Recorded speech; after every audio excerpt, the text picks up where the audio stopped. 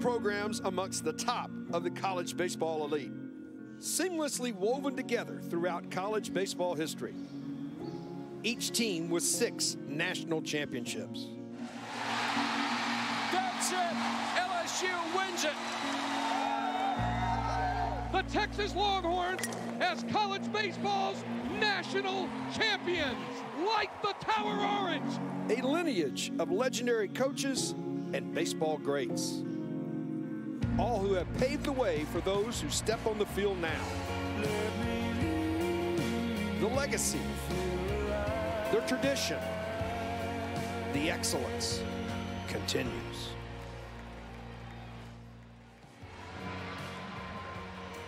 It is a hard ticket in Austin, Texas.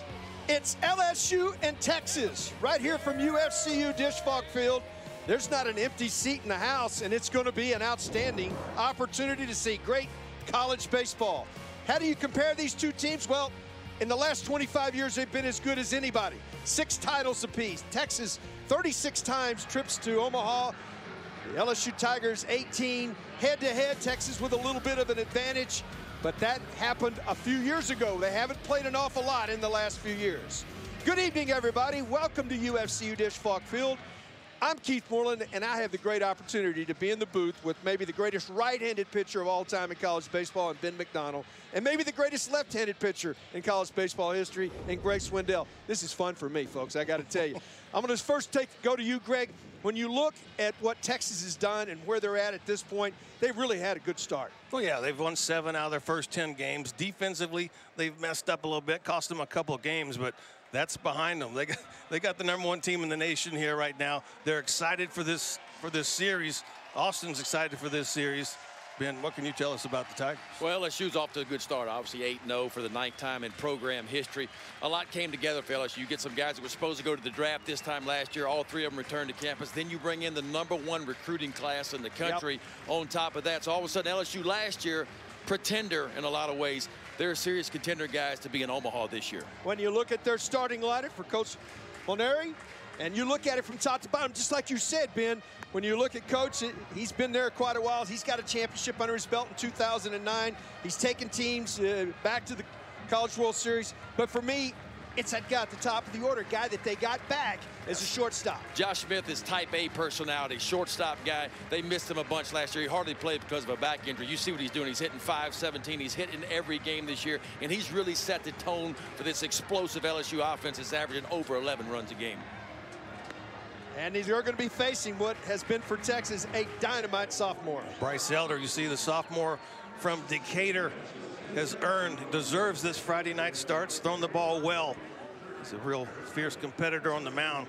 See there, a quiet demeanor, but a bulldog on that mound. His best pitch right there. You see the grip on the cutter. That cutter bites more like a slider sometimes. All you got to do is a little wrist movement right there, and that cutter drops out of sight. Says he likes to lead by example, does Bryce Elder. His work ethic, hopes the young kids are watching him. Well, they've been watching a good one the first 2 Friday nights. Well, you know, I look at this scenario for both these clubs. First time on the road, Ben, for LSU and for Texas.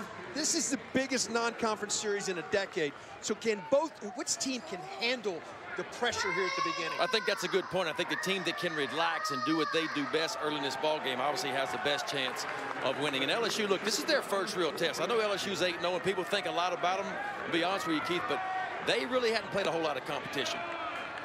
First pitch misses downstairs. Strikes have been very important. Josh Smith will step in. He is leading it off. Hits it crisply on the ground. Hibbler has it. And a good start for the Longhorns. And you know what? I look at that as an offensive player myself.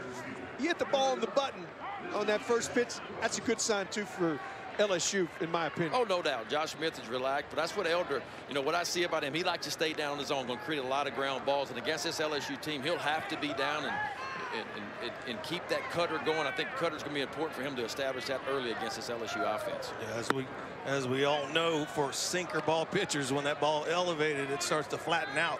So it is a good sign early if Bryce Elder can keep that ball down. Center fielder Watson steps in.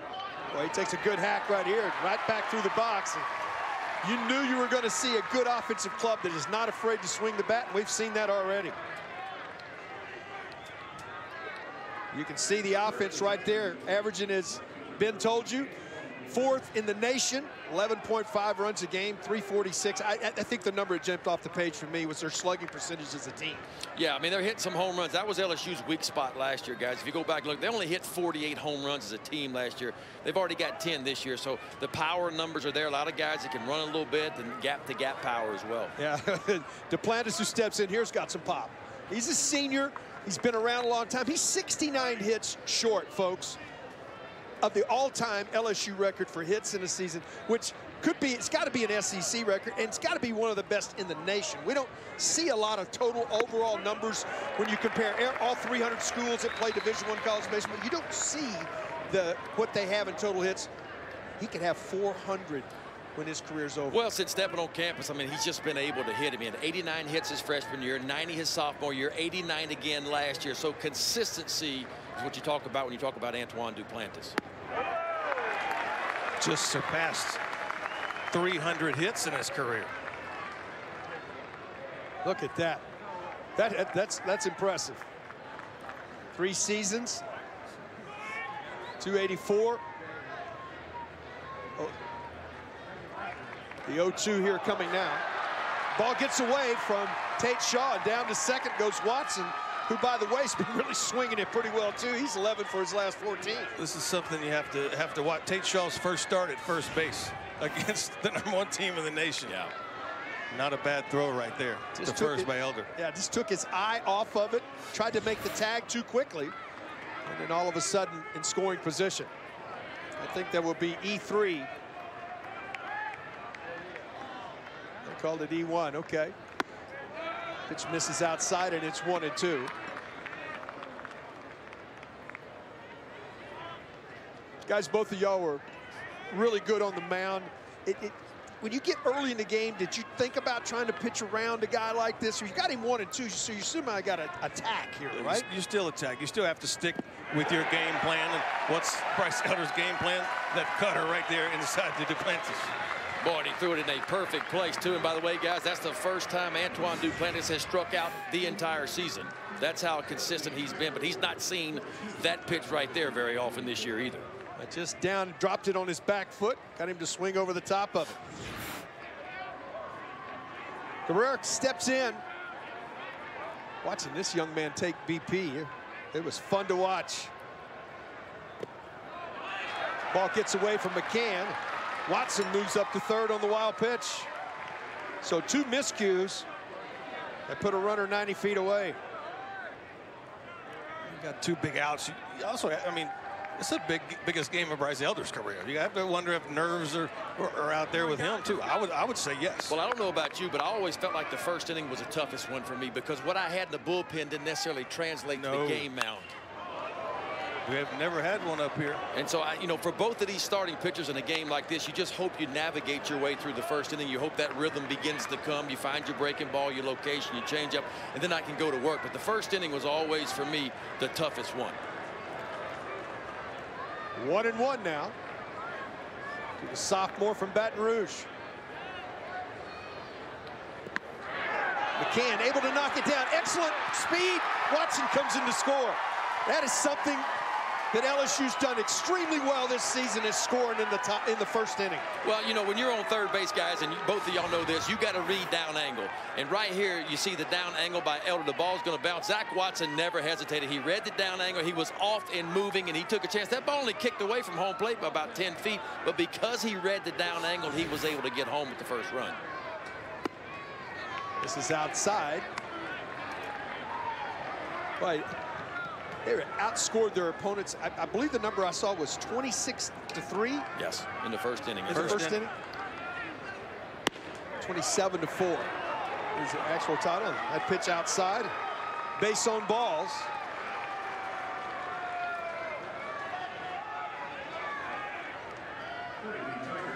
So far, so good for LSU, going on the road for the first time. And huge crowd, a lot of burnt orange. A lot of yellow and purple. Yes, there is. Yes, it is. It's a good crowd. I mean, look, this is what college baseball is all about right here. Ray Beloso steps in. He's a freshman from River Ridge, Louisiana. He's already hit 2 balls out of the ballpark, off to a fantastic start. On the ground, Shaw has it, steps on the bag, and that ends the inning. But not before damage done by LSU as they come up with a run. 1-0, we go to the bottom of the first. 1-0 LSU as you look at the Texas lineup under the third-year direction of David Pierce.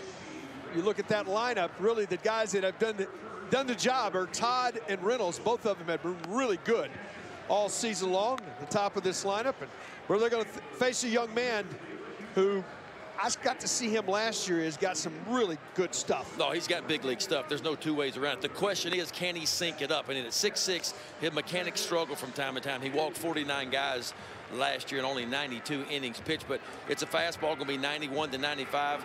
His height makes it tough, and I think that's why the first inning's tough for him. But if he can start getting ahead, if he can throw strike one, he has a wipeout type slider. He can make it really tough on hitters. The question is can he get ahead? That's what we've seen 6'9", we've seen 6'8". You're 6'6". Right. How tough was it to repeat those mechanics, especially like you say, the first inning? I always use an analogy to golfers. How many 6'6", 6'7" golfers you see? The question is none. And it's reason why it's hard to duplicate. Well, when you're 6'6", 6'7" like I am, it gets hard to sync it up, and if you get off, if you get off just a little bit, it's off a lot at 60 feet 6 inches, and so it'll be interesting to see if Zach Hess can relax in his first inning. He's got a run under his belt. Can he relax and throw strikes and let his stuff just work for him?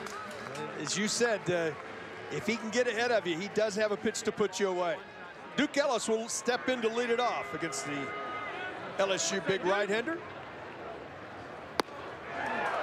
Nothing fancy about that. Good old-fashioned hard ball, threw it right by him. Yeah, 95 miles an hour, and Hess is amped up just a little bit here early. And if you're a hitter, you got to amp it up. You better turn it up. Much. You better turn it up a notch. What we got here?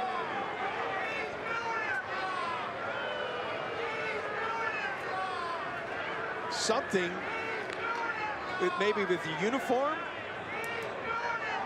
So you look at the scenario, I don't see anything, any discolor. Ben, I don't see any discolor on Zach's uniform at all. That was what I was thinking. They're acting like he's got something. They're looking down at his shoes. It looks like are right around the ground mound. I'm not sure. They're going to ask him to switch spikes, maybe? Oh, wait a minute. They call ball one for some reason? Are they talking about I don't know. We need a ruling. I saw the umpire put up a one in his left hand like they're going to call a ball like an illegal pitch or something. It'll be a long night if we're having a bunch of crap like that. Let's go. Interesting. We'll try to find out what the ruling was. Still a strike on the board. We'll see. Wait till he's saying 1-0. But it was an illegal pitch. Pitch was called a ball, so it could have been the time clock. Maybe, I don't know. That's all I can think of. Pitch misses downstairs, and it's 2-0. Duke Ellis, 16 walks so far. He hasn't swung the bat extremely well, but he's been doing his job, guys, in that leadoff spot. Just under 500 on-base percentage. Turn up the volume if you're a hitter. Well, you remember Zach Hess from 2 years ago. He was the closer for LSU. He got 3 saves in the College World Series. He's made that transition into that starting role last year. It was a mixed bag for him. The 2-1. You say most of the time it's his command that gets him in trouble. That's what it's not stuff. I mean, you can look at the stuff. The stuff is there. The question is, can he pound the strike zone enough? Because the fastball's not a straight one. It's high velocity, as you've seen, and it's got some movement to it as well. When you just look at the numbers, like that's all we had to go by. Like, how does he have over 5 ERA? Well, I can tell you, both of you guys threw hard. Hitters love 2-1, 2-0, and 3-1 counts. And if I get there consistently, I'm going to get to your fastball. And to answer your question, that's why the ERA is high, because he's been in predictable counts or offensive type counts. And when you got to throw the heater and you're batting, Keith, and you know fastball's coming, it makes it a lot easier. I'm going to get the barrel That's to right. You're going to get the barrel to it. Eric Kennedy, the freshman, steps in. From Tampa, Florida. Squares to bunt. There goes Ellis. Throw to second base. Not in time. I don't think there was ever intent to bunt right there. Put the bat out in front of the catcher. Duke with a real good jump. Perfect throw. Ellis gets there with his speed. And opponents now 17 for 17 on stolen bases against LSU. Haven't thrown out one base runner this year. Kennedy steps back in. Pitch was a strike. He does bunt this time, bunts it foul. Quickly, he's down in the count 0-2. That's a big number you just told us. That is huge. You know, Brock Mathis is catching it, and you're not going to blame him. I mean, Hess, again, 6'7", 6'6". It takes him a little time to unwind and get to home plate. 1'6", 1'7". And look, when a pitcher is 1'5", 1'6" to home plate, if you can run a little bit like Ellis can, it's a walk in the park. 0-2 to Kennedy. That's the 5th time an opponent has stolen a base against Hess. Ball fouled right back over the top of us. And it remains 0-2.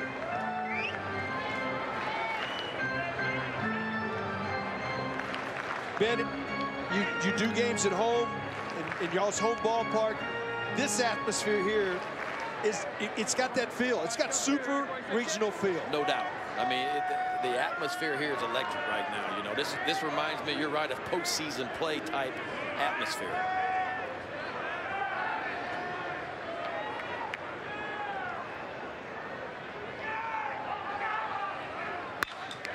Lined off of Hess. That's off of his hands. We'll see what happens. That's going to go as a base hit. That's scary right there. I got his throwing. You could hear it from up here. Yep. I think it definitely got him in the throwing arm. I think it's down toward his hand, too. You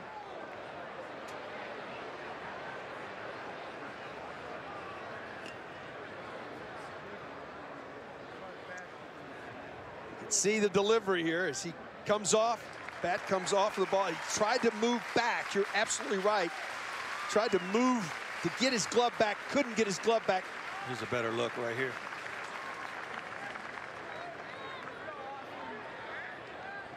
Off the bicep. Yeah. Okay. I mean, a little better than towards the hand. Yeah. Better than the elbow for me, too. Muscle. Wrist or elbow. Yeah. You don't want to get anywhere in the joints. That muscle, it'll get sore as the game goes on. Right now, I might get away with it for a pitch, maybe an inning, but a lot of times you might not even want to take a chance with it.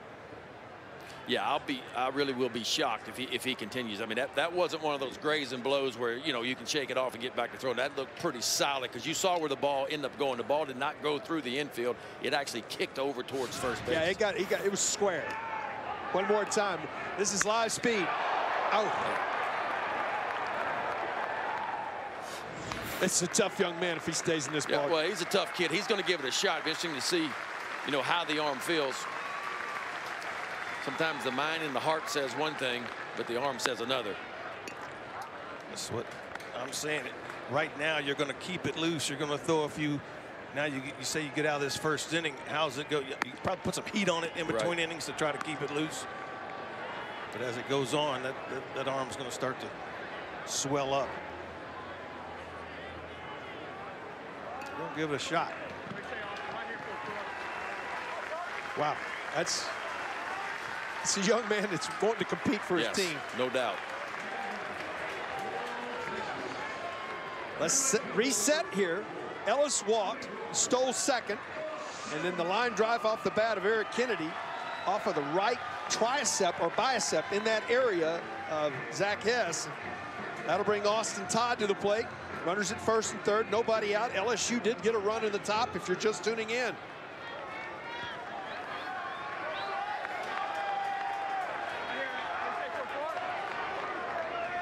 Hess set.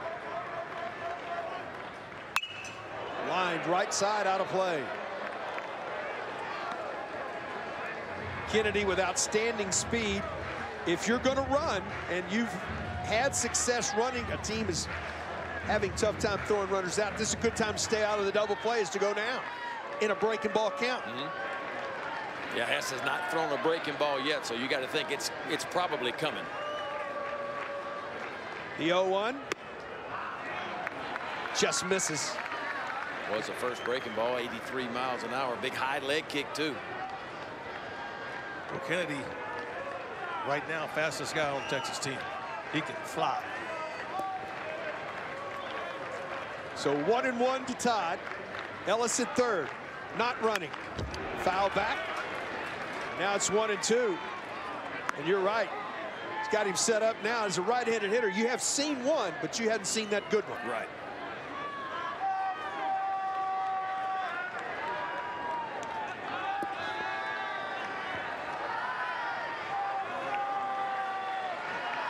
Big right-hander comes set, checks the runners.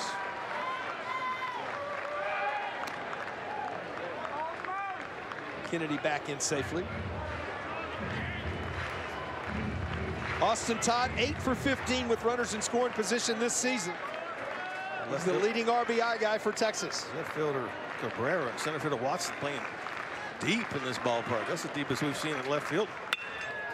On the middle, checks the runner, goes to first. Nice play for Hess. I think maybe second base for the double play. That's what I'd be thinking.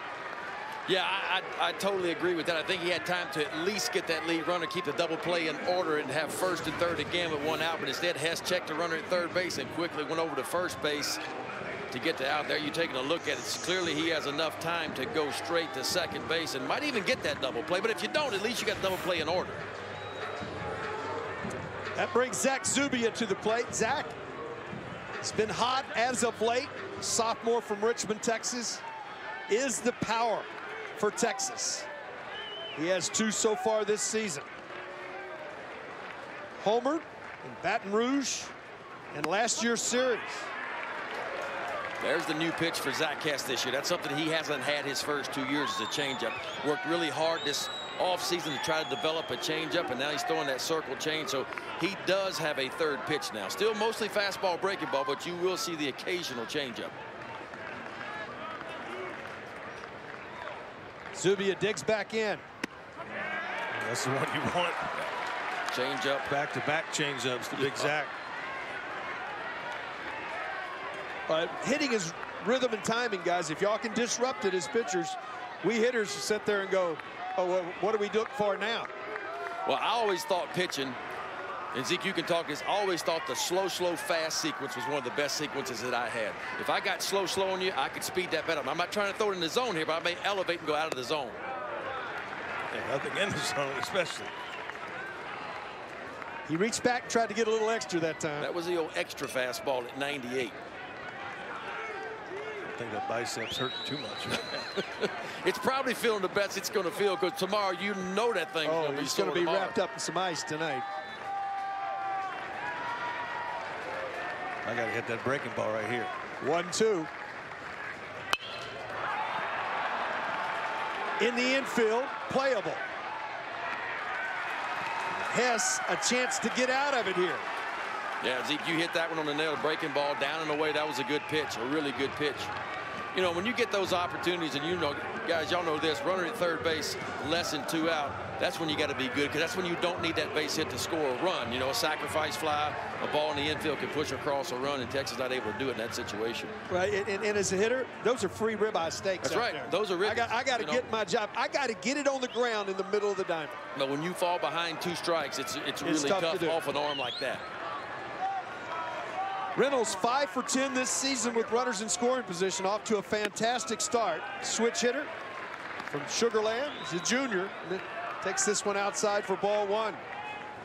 2 left-handers back-to-back here for Texas. He's been able to command the changeup better than the fastball so far.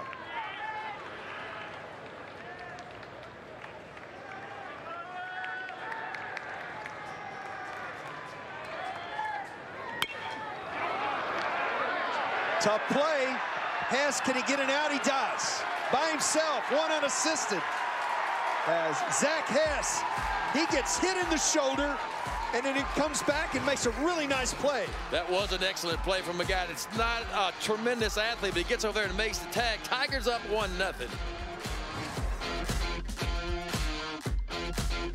The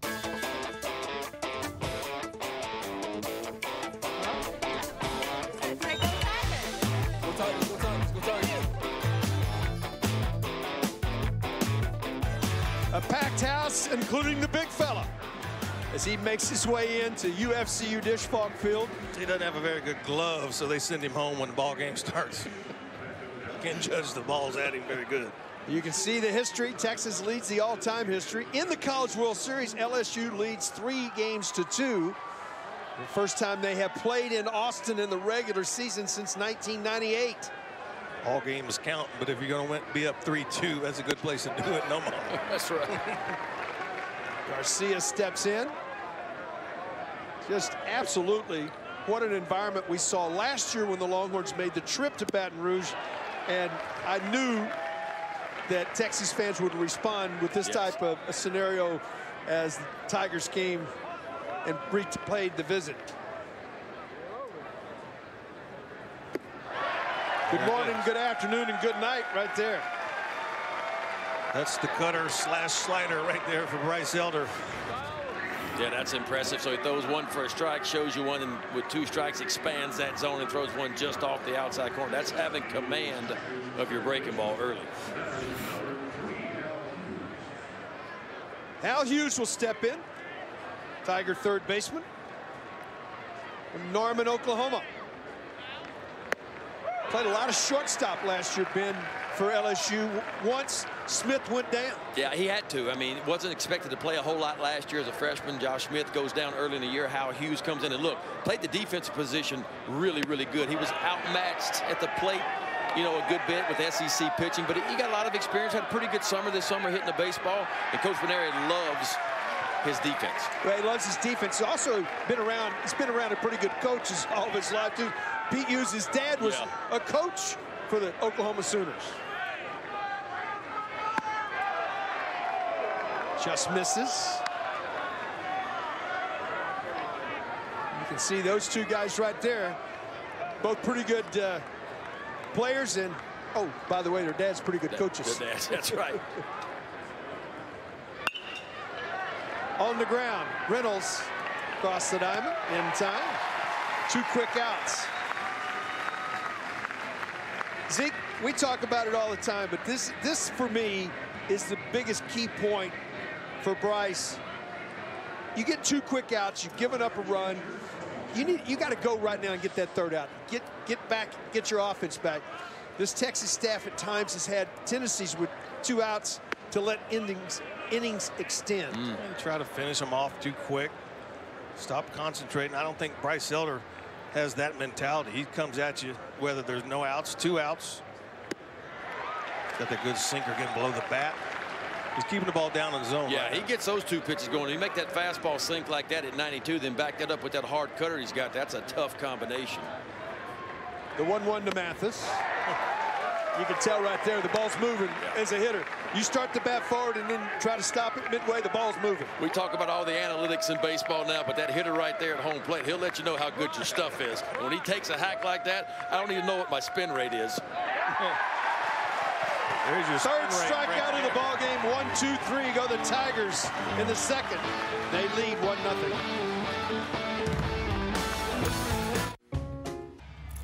A little bit of a rough start for LSU right-hander Zach Hess.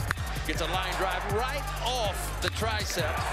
And I mean, it was flush. Everybody out to check on him. Alan Dunn, pitching coach, to regain his composure, gets an easy ground ball, checks a runner at third, picks up the first out, then throws a nice breaking ball, runners on first and third, and then finally gets out of the inning with a little athletic ability. The big right-hander over and makes the tag. It puts up a 0 for LSU in the bottom of the first. Well, you get out of a first and third, nobody out jam after taking that blow. You can tell he's a great competitor, and he's back out here for his next inning work. Now, guys, could this thing stiffen up quicker than we think, even though it was a quick inning? Yeah, it's going to, time will tell. I think it was such a quick half inning, and I can guarantee you they're putting some kind of hot pack on his arm in there. I don't think it's stiffened up. Senior from Austin, Tate Shaw will step in. Which misses upstairs. Tate's been swinging the bat well the last few ball games. He wasn't starting at the beginning of the season, but has been in there the last 3 ball games and has hit his way he's hit his way into the starting lineup. Hitting at a 385 clip as he steps in here. See the numbers. And last season, he really swung the bat well in Baton Rouge.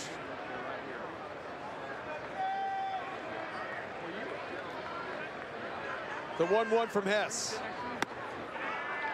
That's good old-fashioned hardball. Can't get on top of 95 right there. And that's what Hess likes to do. I mean, he just rears back and throws it sometimes. You know, there's no doubt in my mind he projects out to be in the back end of a big league bullpen. I think that's where his spot's going to be. But Paul Maneri needs him to be a Friday night guy. With 2+ pitches. Yeah. Back end of a bullpen. That's really all you need. Right. Out of a bullpen right there. Yeah, because you think he's going to get bigger and stronger. Right now, we've seen him, you know, up to 96, 97 already. Pretty good slider to go with it. So that's probably where he projects out. The 2-2. Again, nothing fancy about that. Just reach back and let it go. Well, if you're going to continue to swing at that one, Zach Hess is going to have a fun night. Yeah, when he can elevate 95 to the top of the zone or maybe just out of it, it's going to be tough to catch up to. You see it right here. It's eye level, and as a hitter, I can't get on top of it. It's got too much velocity. Guys, we were finally notified that the first pitch of the game was an illegal pitch because Hess didn't have both feet on the rubber. That's a new rule this season. That's right. Now, wow. Y'all going to have to walk me through that. It's all about foot placement now. It used to be, you know, the guys are starting and they're wind up a little bit different. Everybody's foot starts, you know, I guess the push foot starts on the mound, but that off foot has to be more squared up towards home plate and almost engaging the rubber like he is right there. Breaking ball, top of the zone. McCann off to a great start. He's a senior right here in the Austin area from Round Rock. Which personally, I don't get it with nobody on base. As long as you got your push foot on the rubber, doesn't matter. You're not gaining an advantage. And how about after the first pitch, going out there and saying, hey, look, you need to put your foot on that. You don't need to really go out. Like nobody noticed that in warm-ups, right? Yeah. Good breaking ball, and it's 1-2 to McCann.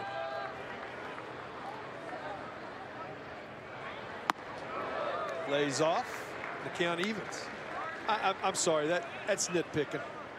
That's personal opinion. Go tell him, get squared away on the road. I get it in the stretch because you could deceive the base runner maybe, but not in the windup. Who you deceiving? First pitch of the game. 2-2, cued off at the end of the bat, and almost in no man's land. He gets it. Hess, throw, collision, goes up the line. McCann on his way to second base. You talked about, Ben, that Hess at times athletically, he did a good job the last time one of these, but this was going to be a difficult play. Yeah, he's not one of those extremely gifted athletes on the mound. You got to remember now, he's 6'6", 6'7", running around out there. He gets to the ball in time, but instead of getting the ball where it needs to be, which is inside the field of play, he throws this pretty much right up the back side right there. Looked like he didn't have a good grip on it. Out on the fingertips. Thought he had to rush it. Well, it goes as E1. Pretty good collision over there at first base by two big dudes, too. I was checking to see if Michael McCann hit the bag in that collision, but hit the front and then just slid his foot over the bag. It is so difficult on first baseman.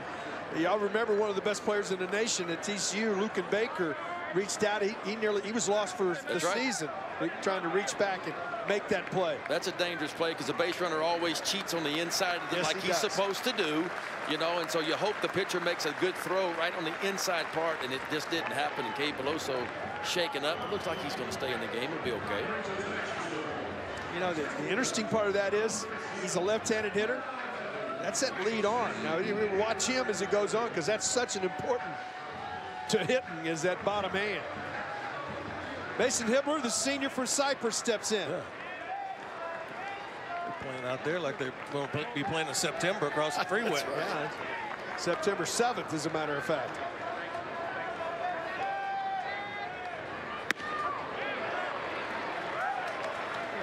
Fastball in there for a strike. Hibbler.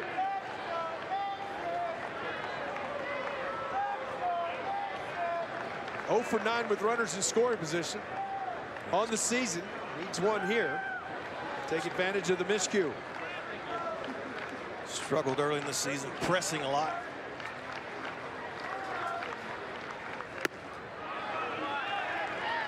It's one of those where you hit the ball hard right at them, you're over, and then all of a sudden now you're hitting weak ground balls. It just carries over. You think you got to do more, and you don't have to do more. You just got to keep hitting. Just keep squaring it up eventually.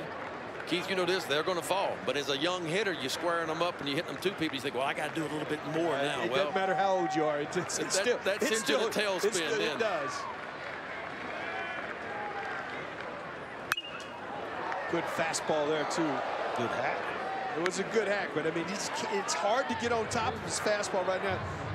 Ben, as you said, that just a little bit of hop. You can see the hitters start down, and their path to the ball's good. They just can't get on top. That's right. I mean, I'm not going to say it's a high spin rate fastball, but it looks like, you know, like when y'all used to come back to dugout years ago, say the ball's got a little extra to it, got a little hop right at the end, you know, and that's what it kind of has his fastball right now. It's got a high velocity, but it looks like throwing a lot of 4-seamers, and he's got a little extra to it right at the end.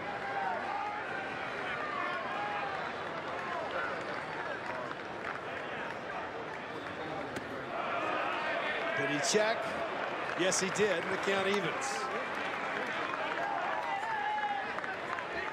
Good hustle,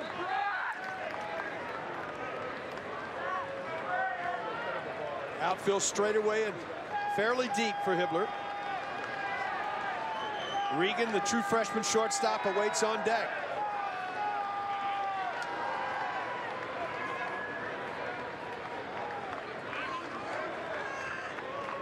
.34th pitch of the night for Zach Hess. And a good one. Dynamite breaking ball. Second strikeout of the ball game. Well, we talked about Zach Hess, and when he gets that breaking ball going, it's a difference maker. Watch the bite and the downward. See that downward? It just really falls off the table. It's just a hard slider. He throws it with a lot of miles per hour. When you got to gear up and hit 95, 96, and all of a sudden you change speeds about 12 miles an hour as a hitter, that's awfully tough to adjust to. Regan will step in. Bryce, 259 on the year as he steps in. 3 for 7 with runners in scoring position. I know it's chilly in New Hampshire tonight. You know it is. It's March 1st, but it's cold. Nice knock, right here. It's a nice night here, though, in Austin, Texas.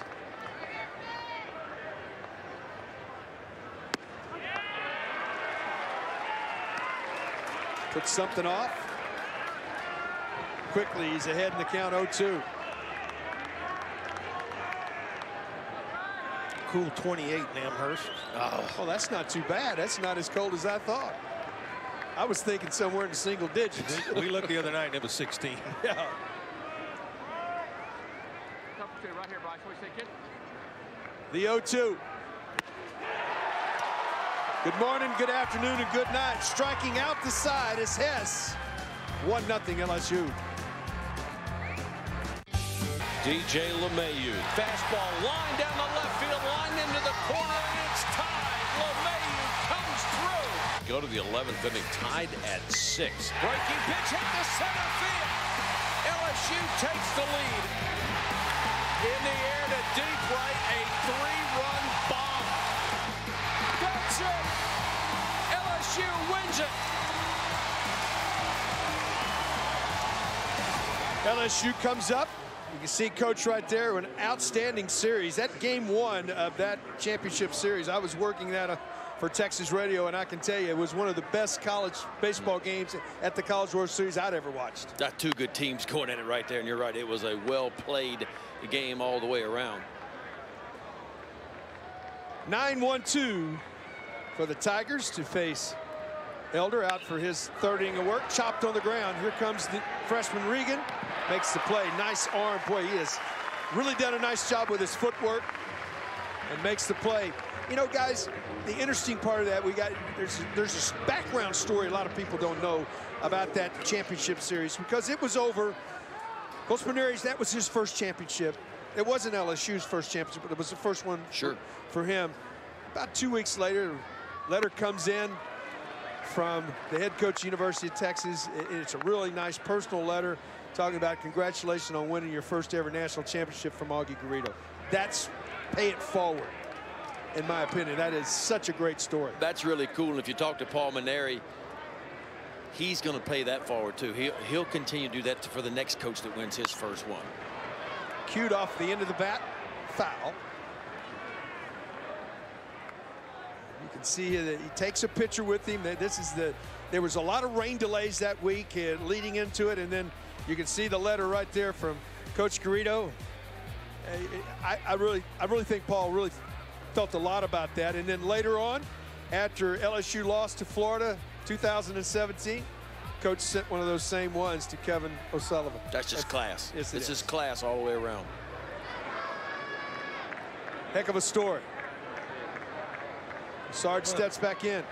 It's a great story, but it shows the class of these men, these coaches. What a great piece of hitting right there. That's a really nice job for a guy that's coming into the game hitting 220. Staying back on that breaker ball. That is a really good approach to hit right there. Well, to go the Josh other way Smith has had a lot of success at the top of the lineup for LSU, and that's one of the reasons why he's hitting as high as he is, because he uses the whole field. He kind of hits the ball where it's pitched. LSU missed him tremendously last year. He was out for most of the season with that back injury. He's back playing defense and back leading that offense at the top. The reason why you're batting over 500 for the season right there. That's a great approach. Watson singled and scored his first time up.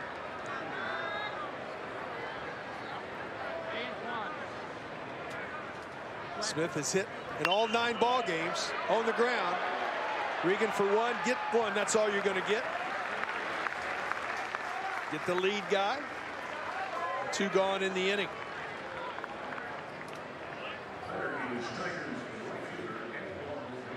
As you know, there are 300 Division I programs in the country that are playing Division I baseball.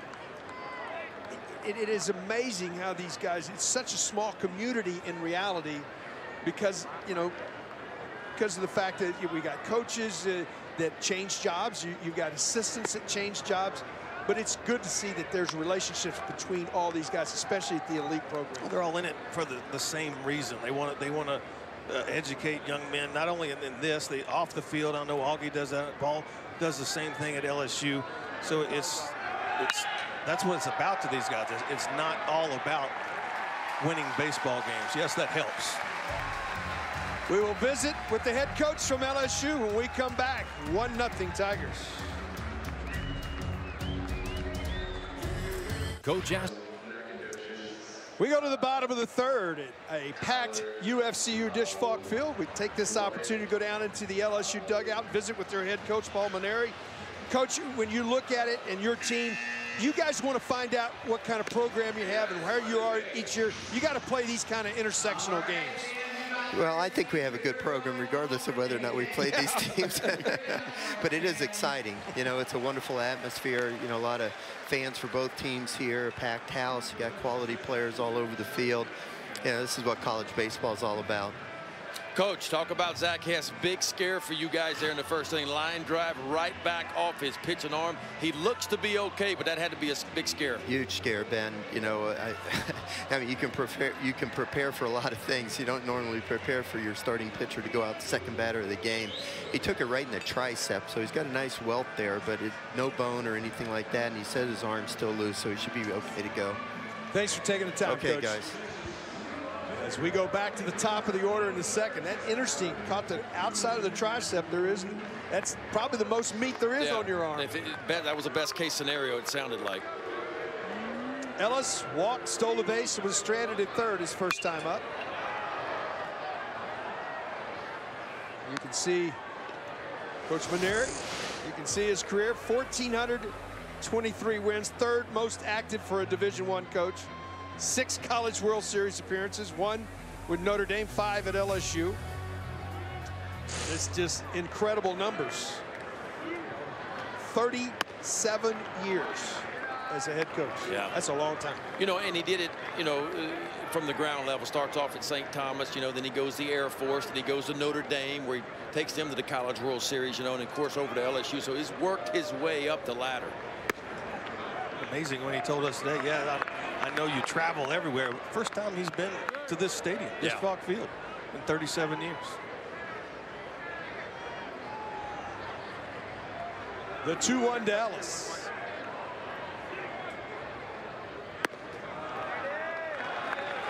And it's 3-1. You like Ellis. You know, I like a guy that's going to take those marginal pitches and just kind of look at them, you know, work the count. He's done a nice job of that both times. Walked his first time up. Here he is, 3-1 again.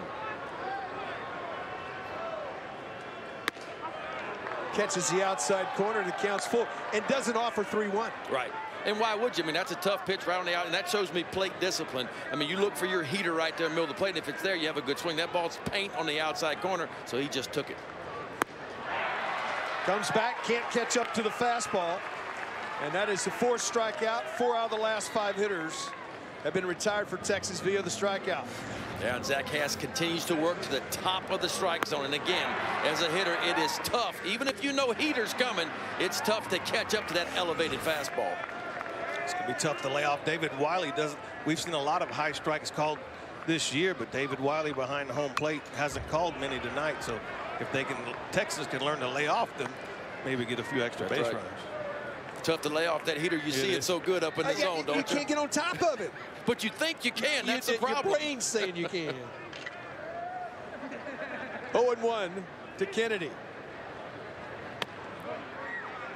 Just misses downstairs. And the count evens. Texas has 2 hits in the game, guys. Not one of them have left the infield. They have changed McCann's hit to a hit and an error. So there are 2 hits in the ballgame.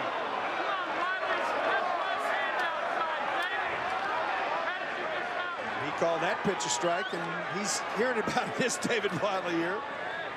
There's a few umpires here tonight. Shot foul, and it's 1-2. Here's the 1-1 pitch. Yeah, that ball's a foot outside. You know, I thought the fastball before that was a pretty good pitch he called with a ball, you know, and then might be a little makeup. A breaking ball that kind of backed up a little bit. That ball's a foot outside and gets the call. 1-2, hit pretty well to center. Playable for the 2nd out of the inning. That ball was struck. That's a graveyard out there, isn't it? How many balls y'all see go out straightaway center field? I bet not. There haven't been many ever here. Hey, I bet so. They built this place for you guys. The rest of us that hit, they didn't build it for us. Hey, when I walked in and they said slow infield and big yard, I went, ooh, I think I'd like to pitch here a little bit. He'll talk about that all weekend. I mean, they build everything for you guys 60 feet. We changed the baseball for you 3 years ago. Well, it carries a little further. Austin Todd will step in. Good breaking ball for a strike. Now, you can tell. Hess thought this ball was, he went, oh, you can see that reaction. That's that look. I just gave one up. He hasn't pitched here. That went him to the warning track. No. I had that look on my face many times. There's a lot of ballparks where you are having that one, but this one, no.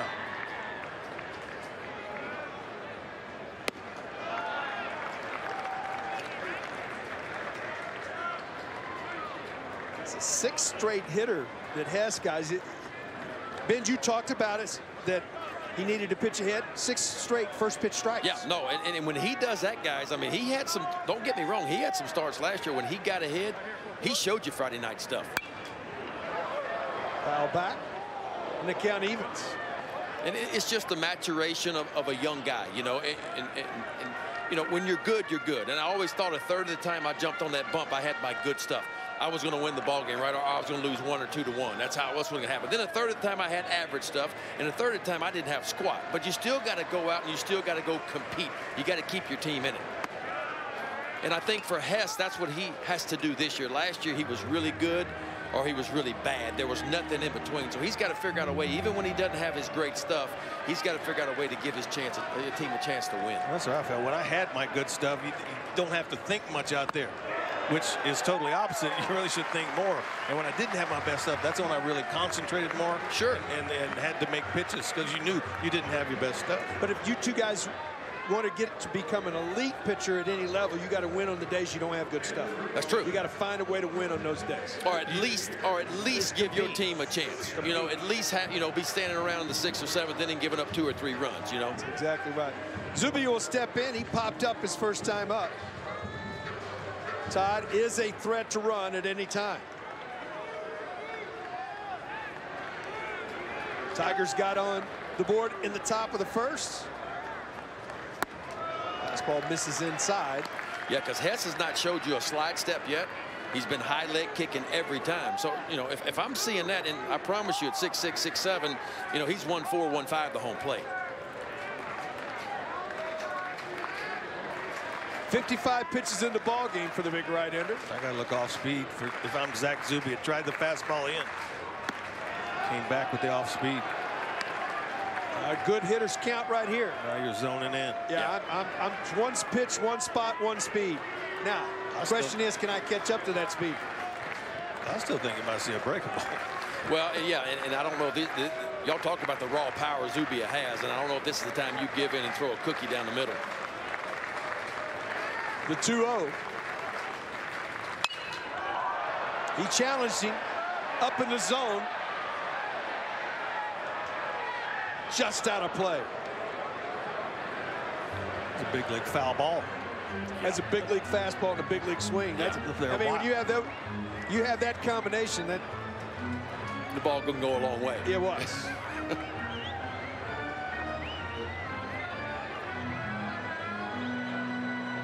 I mean, there is a buzz here that we haven't seen in the regular season in a decade. This is fun. I mean, this is fun. A little different than Tuesday and Wednesday, wouldn't it? It absolutely is. Throw over. Todd did not have a big lead, back easily. I think if you're going to run, guys, this is when you run right here, 2-1. Yeah, because I don't know if Hess throws back-to-back heaters here. You know, you got to think, well, I gave you your cookie. Here's your fastball. Now 2-1. I'm going to try the changeup or the breaking ball. He comes set. Todd not running. Pitches upstairs. And it's 3-1.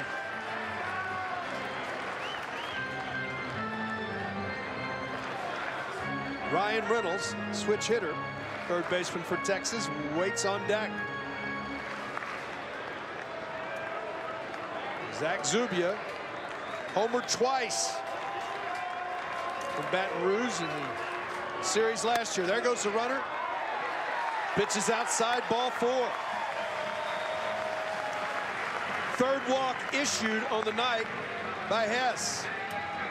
Ryan Reynolds coming up, another opportunity. Had it in the first inning with 2 men on. Has 2 men on again here. You know, the first time through the order, y'all guys talk about it, we all talk about it. Only 1 3-ball count for Hess. Second time through the order now. We're just starting it. You're at the 5th hitter. 3 3-ball counts. And I've noticed the velocity's down a little bit too. You know, he was consistently 94 and up to 98 there the first 2 innings. I saw a 90 to start this inning, a couple of 91s and 2s. This ball hit well, but pulled foul. Home run distance. Just in enough on Ryan Reynolds right It's there. a long strike. But I like the fact he said, I'm not getting beat. I'm going to get the head out. If you throw me a fastball, I'm going to find the barrel. He did, just couldn't keep it fair. When a guy can take your best heater and do that to it, I got to be thinking something off speed's coming pretty close here. I got to change up away, right? Yeah, change up, break the ball. I got to get off the barrel, right? Yeah. The 0-1. Well, that hit. Texas 1 for 6 tonight with runners in scoring position, and that hit was Kennedy's off of the tricep of Hess, who pitched out of a 1st and 3rd no-out situation. Reynolds digs back in.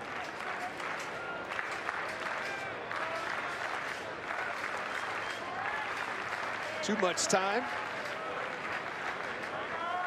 I'm showing Hess right at 60 pitches already, and that's kind of been, you know, his downfall in a lot of ways because, you know, he strikes out some guys, a lot of 3-2 counts, a lot of foul balls. That pitch count gets elevated in a hurry.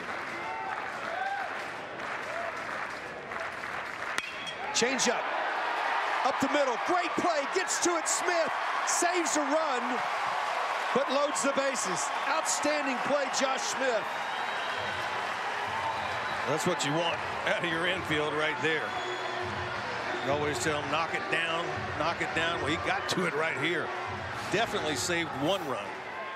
No doubt, he's kind of playing straight up, almost double play depth, but right there really lays out. Thinks about going to first, realize he can't make it, checks the runner at third just to make sure the runner at third didn't make a big turn where he could throw behind him. That's a big-time play right there. Great play. Diving bodies, that's what you want. Runners in scoring position, dive, knock it down, keep it in the infield, give me a chance. That was the 25th pitch of this inning for Zach Hess. Now there's pitching coach Alan Dunn out. He knows how many pitches he's got just this inning, so it's probably just let him rest a little bit, let him kind of hit that reset button a little bit. Hey, I know the bases are loaded, but you got 2 out. Make one good pitch for him and get out of this inning. It's cardio. You get some rest. Let him catch your breath a little bit. Yeah. You throw 25 pitches in an inning. People don't realize what it's doing to your legs and everything else. And you two guys do, and but the fans don't. And that's Mac's effort guy there, too. I mean, yeah, he you know, we and always, a big guy. Yeah, we tried to get, you know, where you could work at 90%, then when you needed to amp up, you could. Well, Zach Hess don't know anything about 90%. He knows one speed. That's wide open. Texas 3 for 13 on the year with the bases loaded. Tate Shaw 0 for 1 on the season with them loaded. First pitch in there for a strike. 8 of the 14 hitters Hess has faced tonight, he's thrown 5 or more pitches. Yeah. Pitch count getting elevated. The 0-1. Just misses outside and the count evens. Yeah, he tried that little backdoor breaking ball, gets strike 1 with the fastball, then goes backdoor. The catcher for LSU, Brock Mathis, had rocked to the outside part of the plate and just missed off.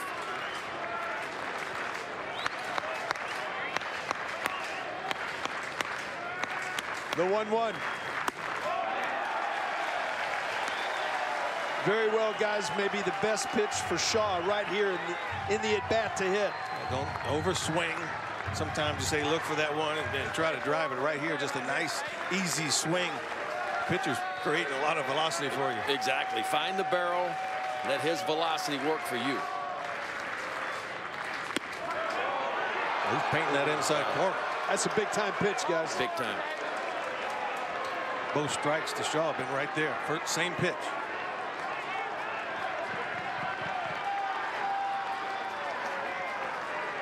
The 2-2.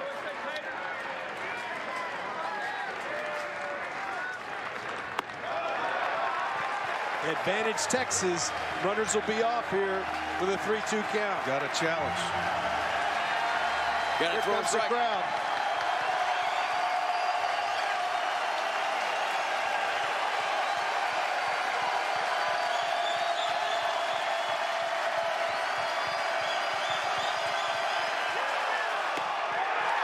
Outside, ball 4, and the Longhorns have tied it up. I'm telling you what, this reaction hasn't been around here in a long time. Tate Shaw just had an excellent at-bat. Yeah, he really did. He's painting the inside corner. He's trying to break it balls away. Goes to the 3-2. The fans are on their feet. And he takes ball 4 right here for the RBI. What close, but still an exciting moment. Yeah, Hess looked like he tried to throw a 2-seamer maybe down and away and missed by a good bit. He realized it right there.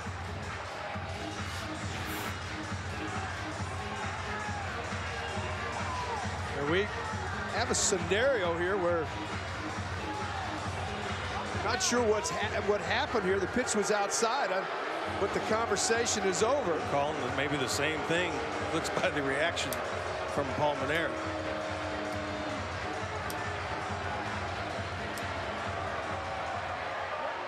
Was it even a pitch? He might have called another balk. Who knows? Or ball. Obviously, it's a ball. It's ball 4 either way. Yeah.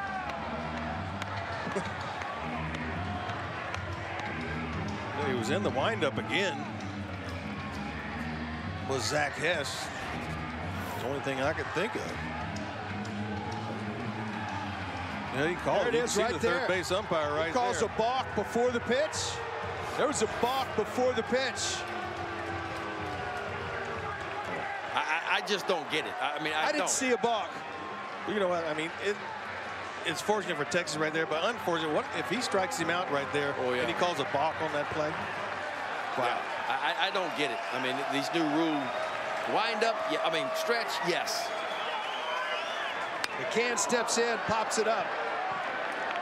Make its way into the stands.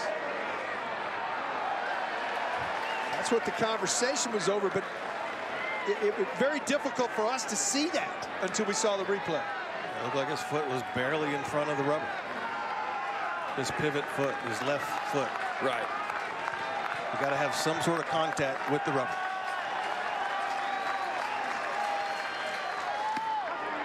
Oh, 1 breaking ball. With both feet. Yes, both feet. Yeah.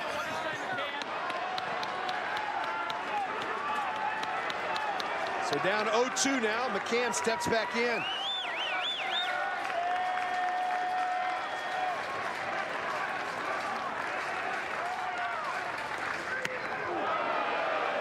McCann thought it was a strike.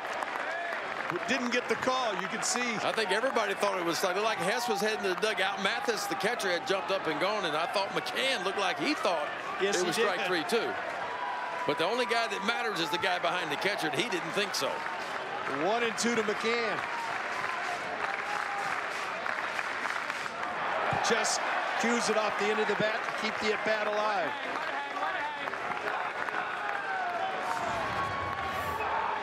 Here's what we're looking at. Both feet have to engage the rubber. Looked like in that scenario they did. Is that at the beginning when you're getting the sign? Because there's plenty of people that back up and then go forward. It must be when you're getting the sign as you start. Time called right there.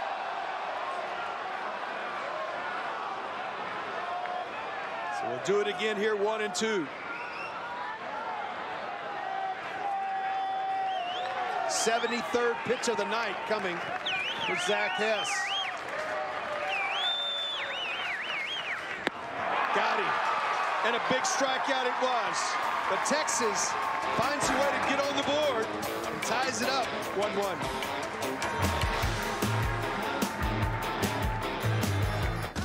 1-1. Through a third of the game, we're all knotted up at 1 here.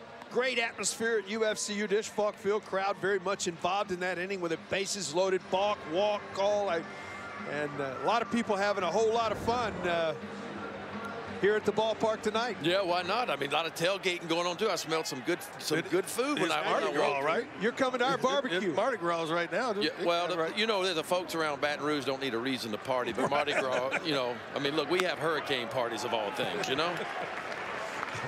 Well, I can tell you what, some etouffee and some jambalaya I'll take. Yes, sir. We'll see if we can find us a little bit of that tomorrow. Misses outside. That's when we started talking about the LSU fans here, the Texas fans. A lot of fan bases sometimes get angry at each other. I've never seen that with these crowds. I mean, I've been to Omaha and LSU guys, hey, come on over, have some of our stuff. It's always been a good time. I think it's respect. It's respect to what both programs have been able to accomplish over the years. You know, you're talking about 54 combined trips to Omaha. Are you kidding me? Dynamite breaking ball. 4th strikeout, and that's what you were talking about earlier. You can drop this breaking ball on a guy's back foot, you're just going to have a tough time hitting it. Look, and when you talk about pro prospects, Daniel Cabrera is it for LSU. He's the best guy. That one kind of backed up a little bit, but the fact he threw it down, it started in the zone like his fastball, it falls out, you know, the last couple of feet. And I'll tell you what, Bryce Elder is on his game tonight.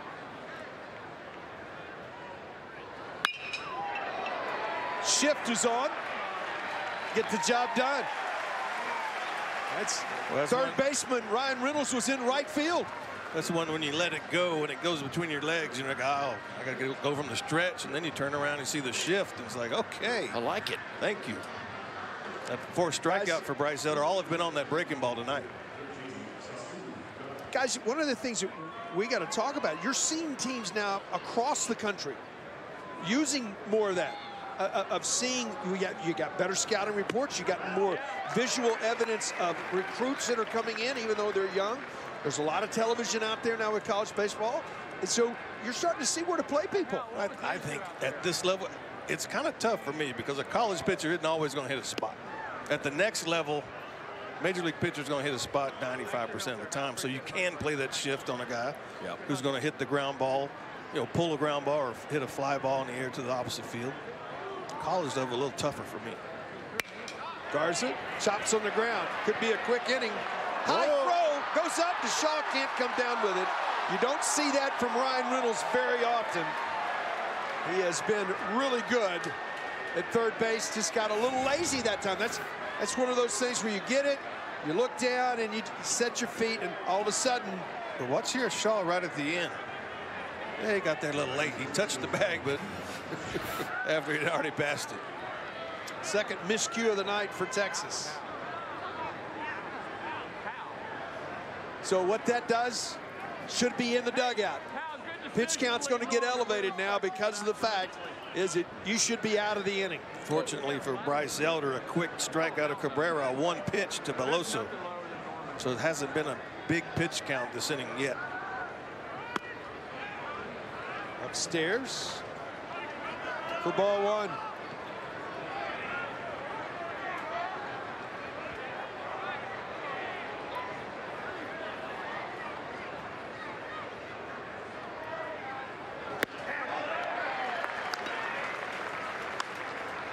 Looked like Elder's fastball, too. You guys may know. Looked like he kind of gets around it a few times. He's got a little cutting action to it from time to time. Yeah, I mean, his natural movement it is just to come across it a little bit. And the way he throws that cut fastball, you can see he can kind of get in between them sometimes, too.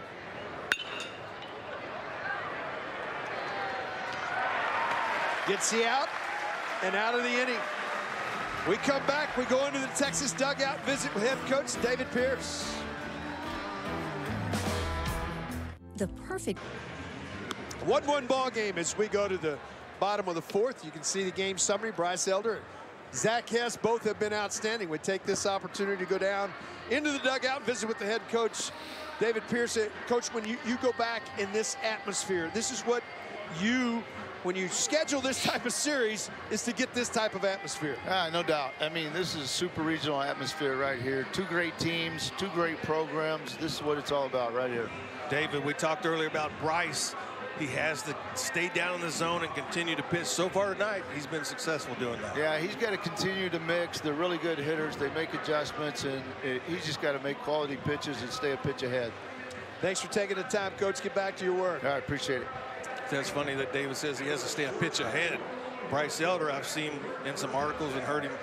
He was a pretty good golfer in high school. Shot a 67 one time. And he says he uses that golfer's mentality when he's on the mound. Because in golf, you don't know what your next shot's going to be till you make that one that you're about to make. Right. So that's what he does. He doesn't think too far ahead on the mound because is this going to be a strike? Is it going to be a ball? I don't know. I'd like to know for the most part, but at least, I mean, he's out there with a plan. Popped up, back out of play, and the count evens. For Hess, guys, he's been really good. The problem has been command, and he just last inning he had 2 outs and nobody on, and back-to-back walks led to 3 walks in the inning and a run. Well, I mean, and that's him throughout his career. You know that. I mean, you go back and look. 160 innings pitched going for his career going into tonight. 83 walks. So he's walking just too many guys. The strikeouts are great. He had 200 punch-outs going in 160 innings pitched in his career. Wow. So the stuff is good. If the question is, can he command the zone enough to stick around? When you can command the zone. Breaking ball hit into the gap in left center. That's going to get down. Hibbler with excellent speed on his way to second with a leadoff double.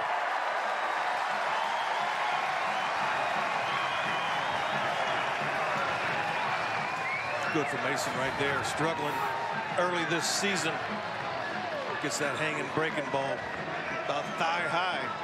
Yeah, that's a good look at Brock Mathis, the catcher for LSU. He called a sign, then he patted the ground and says, I want you to bounce this breaking ball. We talk about command. Can you command what you have? And when you're ahead like that, you cannot mess up. You have to bounce the breaking ball. And that's a perfect example we talk about Zach Hess. When he learns to do that, he's going to be phenomenal. But until then, that's the kind of stuff that can happen. You talk about the 83 walks, 200 strikeouts. That's a lot of pitches. Yes. And that's why you see 77 pitches right now in the 4th inning with no outs. First double of the season for Hibbler as Regan will step in. You bunt here early, trying to move him up, and he does square early. Bunts it foul. You got to bunt in this situation when a guy throws this hard. You got to put your nose in it. You got to be committed and put your nose right down in it. I played in the National League. I had 249 at bats. And I would rather swing than have to square around and bunt any day. It's one of the, when you're expected, you're supposed to get the ball on the ground. Yeah, it's not easy. No, it's not easy, you know, but well, you're giving yourself up. It's little things, and that's what win ball games. And it looks like runs are going to be hard to come by. This is a perfect bunting scenario. Pulls the bat back with a really good bender, and quickly down on the count, 0-2. That was one when you're going to fake bunt, swing away, but then you get that hook. You got jelly-legged is what happened, you know, and that was a really good, maybe the best breaking ball. So you're expecting Heater because he thinks you're going to bunt. You're up on a square around, but I'm going to pull it back. I'm going to get a hold of that fastball, and then he throws you that bender behind it. Pulled it back a little early. 0-2. Inside step, no movement. We'll do it again, 0-2. I always go back also to young kids. He's a freshman. He got taken out of a game and went back in the game. He probably never been pulled from a game before. Right. He didn't know you couldn't go back in the ball game. Re-entry rule, not school. Earlier this year, I'm not sure he's bunted too much. They practice it, yeah, but probably hasn't had to bunt too much. I went for it. That's the both of y'all going for it. I got this pole in my way. I didn't know exactly where it was. I'm getting out of the way. I was there. That was close. That was close. Don't get Zach Hest up right here there. Now. Hey now, if you were sleeping, that would wake you up. I did hit right here, I believe. Right on the window. I had my hand here. I wasn't going to deke you, Ben. We'll do it again, 0-2. I always tell our partner, Lowell Glenda, who's usually up here with us, I tell him, I'm protecting Zonk and the equipment. You're on your own.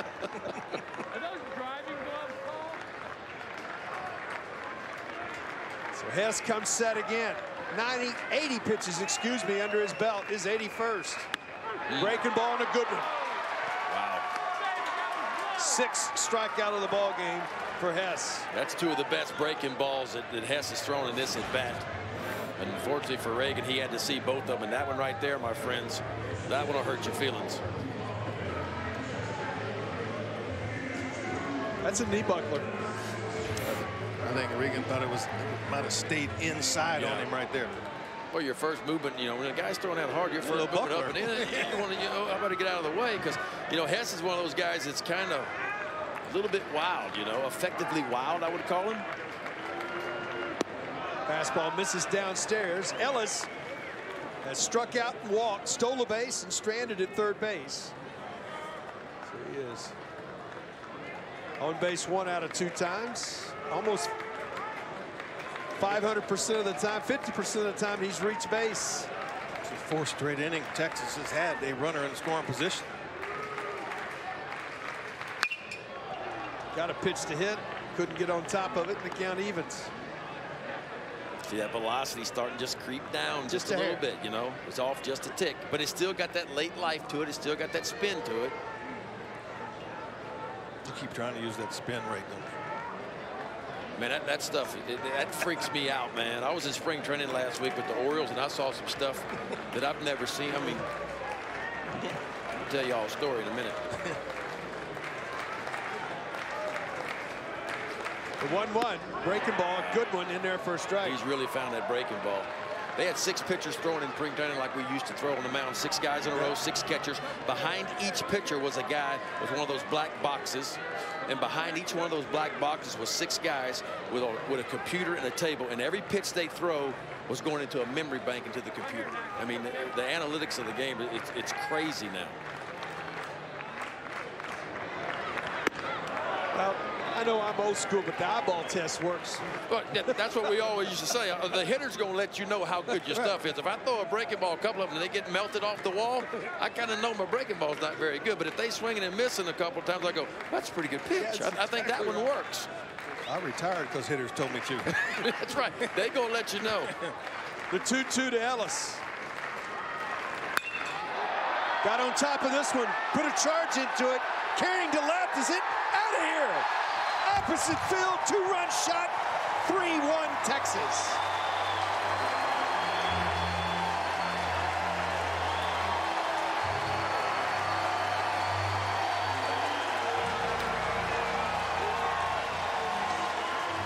Well, Ben, we talked about the velocity down just a little bit. Duke Ellis had just missed a few. He's fouled 3 or 4 off over here behind the Tiger dugout. He was able to catch up with that fastball. Well, that's what happens. Those balls that are just swung and missed, you swing through them, you pop them up, it goes back, and all of a sudden you lose a couple miles per hour. That's a heck of a swing and a serious charge put in a baseball to go oppo for a home run. And no breeze. You got to hit it out of here to hit it the other way in this ballpark.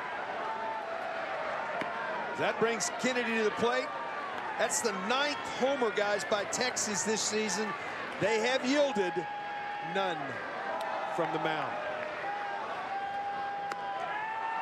Now speed. You can see the pitch up and out over the plate here. Yep, elevated fastball. He finally gets on top of one, and he knew it right away. I mean, knew it right. That's pretty confident right there on a cold night when the wind ain't blowing out, but That's his second one. And his first one here was opposite field homer. Kennedy, who can fly down the line. Infield knock ball gets away. Nice job of hustle. Mathis right there. Really good play. Keep Kennedy from being on second base. I'll tell you what, that Duke Ellis home run has lifted this crowd up. Something to cheer about, along with some beverages. They're getting fired up. See Brant Broussard, the second baseman for LSU, kind of swung over in the hole. This ball's more up the middle. He does everything to do, but didn't quite get enough on the throw. I think he was trying to hold up. Yeah, but Mathis right there, that's hustle. That's the catcher. Yeah, all the way down there. All the way down there, keeping that guy from advancing 90 feet. So that brings Todd to the plate. Chase Costello is up in the Tiger bullpen. See the right-hander right there. I would say right here, Kennedy has got excellent speed. I would see him going early here. Keep trying to add to the pressure. He wanted to. Pitch out. Didn't get a break. Didn't get a good jump. Also, it's a good thing he didn't too. LSU was looking for it. 9 homers this year by Texas. 7th different Longhorn player to homer.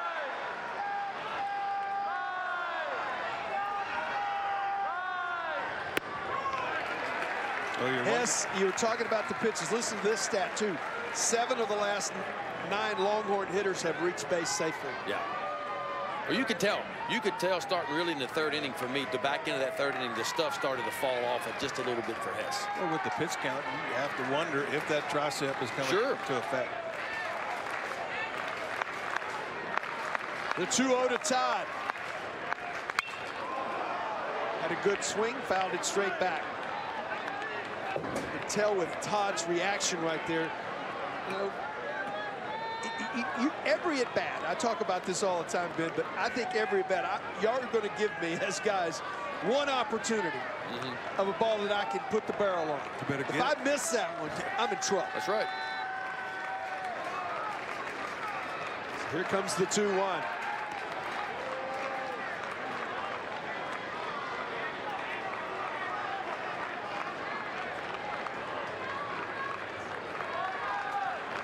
You know, both of these teams, you're looking, how do you overcome adversity? Really, the Tigers are going to be the first one really tested in this. There goes Kennedy, foul back again. I mean, down 1-0 is not really adversity. But all of a sudden, you get to the 4th inning and you're down a couple on the road. We're going to see how the #1 team in the land responds. First road game of the year for the Tigers. That's right. And the Tigers have been down. I mean, they got 1 walk-off win. They've won 3 games, you know, coming from behind in late innings. So they've been there before, but not against this competition in this environment on the road.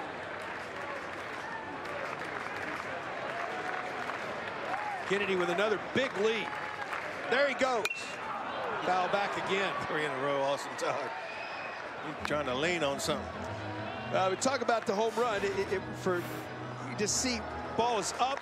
Great extension. You saw him get on top of it. It's that top hand, that left hand, as it just gets on top, creates that underneath rotation. Good swing. I mean, a really good swing. Now, that ball didn't get out by a little bit. It got out by more than I thought it did, too.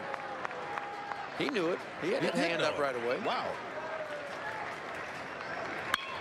On the ground. This could be 2, 4, 6, 3 and a beauty.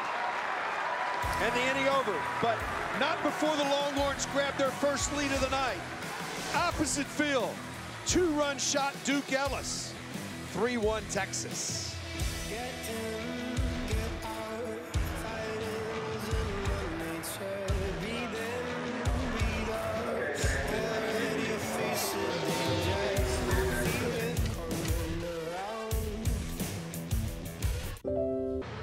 Texas lead here in the top of the 5th inning. You know, guys, it is just the 1st of March. We are a long way from committees meeting and selection committees and regionals and super regionals. Conference play hadn't started anywhere in America, but this is about as much fun as we've seen in Austin, Texas in a long time at UFC Disch-Falk Field. You just haven't seen this kind of matchup. No, I agree. I mean, this is great for college baseball. You talked about blue blood programs in college baseball getting together, 2 ranked teams, and truly the first 2 tests for both of these teams. Well, it's great. Texas went out there last year. It was a great environment in Baton Rouge last year, the same situation. Now all of a sudden, 8-9-1 due for the Tigers. Mathis. Strikeout victim, his first time up. You know, and you look at the picture across the country. I mean, obviously, I think anybody that covers it as much as the 3 of us and watch this on a regular basis understand how good the SEC, and the SEC will be good again. That pitches misses inside. And when you look at the top 10 in the country right now, at this point, the 1st of March, there's a lot of teams out of the SEC in that top 10. Yeah, I mean, there was 8, I think, SEC teams ranked preseason, top 25. Well, that's unusual for Elder right there. He's really been on his game, but that wasn't a good sequence. You take a look at the top 10 there. LSU sit at the top, then Vanderbilt and Florida. Florida off to a little bit of a rough start for them, 3 or 4 losses already. No surprise about Texas Tech and Oregon State. You figured they would be there.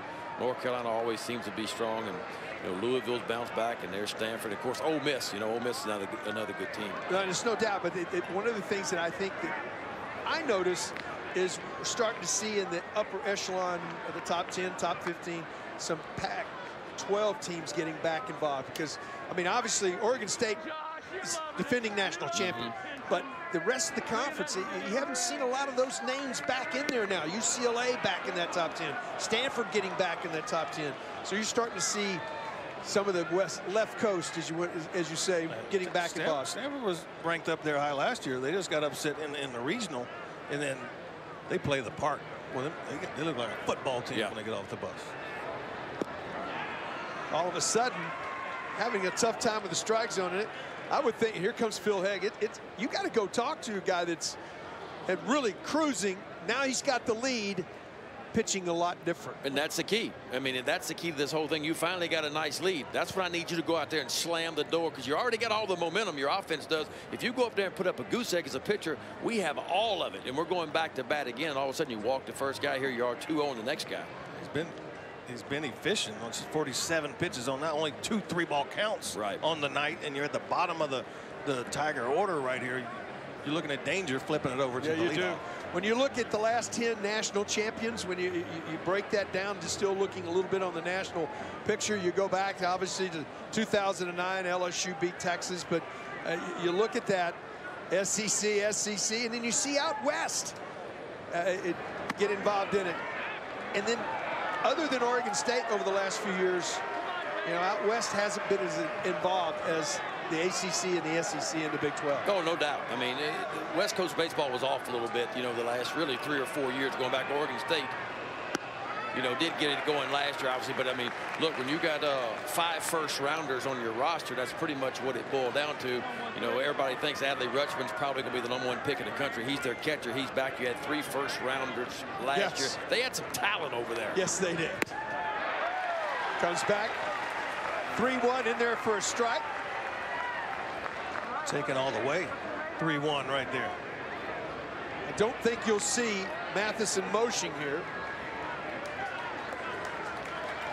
1 run, 2 hits, 1 miscue for LSU. 3-6-2 for Texas.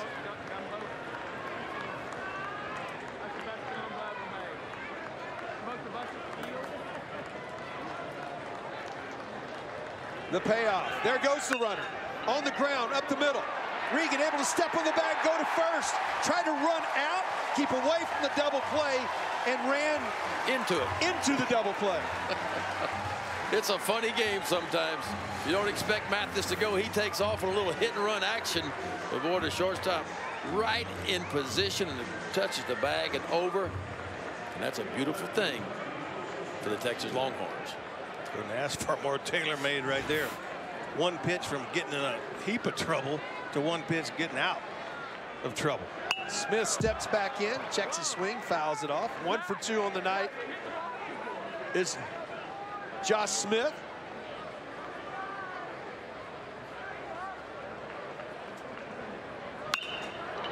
Well, I tell you what, he is a hitting machine right now, is Smith. Second of the night. He's a hitting machine. There's some left up over the plate, and you got a guy like Josh Smith. He's not going to miss that one. That is his 6th multiple hit game of the year already. This is game 7. Or no, this is game 9 for LSU. That's pretty good. That's kind of feels like a game 7 atmosphere. It does. Zach Watson, he singled and scored the only run of the ball game in the first inning. Has reached on a fielder's choice. Junior from Ruston, Louisiana.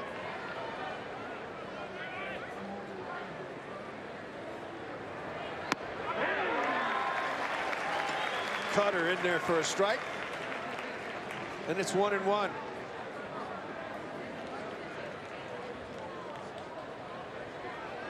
'63rd pitch of the night for the sophomore for Texas. This is ripped to left, going back. On his horse is Kennedy. He can't get there. It's off the wall. Here comes Smith being held at third. Nice job by Eric Kennedy to get that ball back in to keep Smith from scoring. That was a nice job. I'll tell you what, Zach Watson turned this one around. An elevated ball, just kind of sitting up in the zone saying, hit me, and boy, he did. They turned it around. Watch Kennedy right here, bare hands it off the wall. Strong throw in. Right to the cutoff. No chance for LSU to score on that. Guys, that's a 22nd double in the last 7 ball games. And but that's the first extra base hit of the night for LSU. You don't want to face this guy with runners in scoring position. Plantis, the senior, steps in. He's 0 for 2.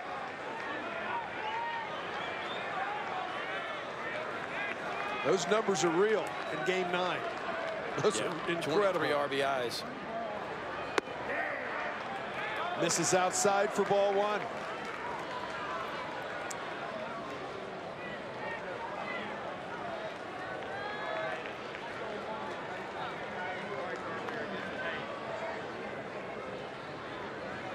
The 1-0.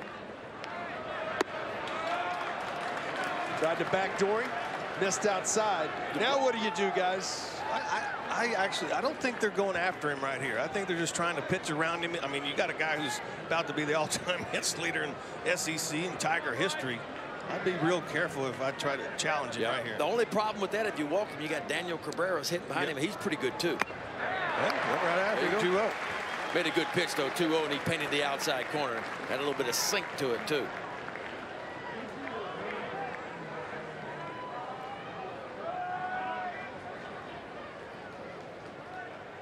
Steps back in, 2-1. Another good hitter's count here. Lines it, foul. The count evens. Duplantis, when you've driven in 23, you're going to be pretty good with runners in scoring position. He's 12 for 21 on the year. See if he try to drop one under that bat here with that slider. Yeah. Well, he got him. Remember, he got him in the first inning with that slider down. First time Duplantis had struck out the entire season. You got to think that's where Bryce Elder's going again with that slider, going to get it down and in. 2-2, just misses outside, and the count goes full. Didn't go to the slider. I really would right here. This ball, McCann goes in, but it looked like it might have backed up on him. Yeah. He did not swing. That was the proper call there. Crowd into it here. They'll let you know what happens.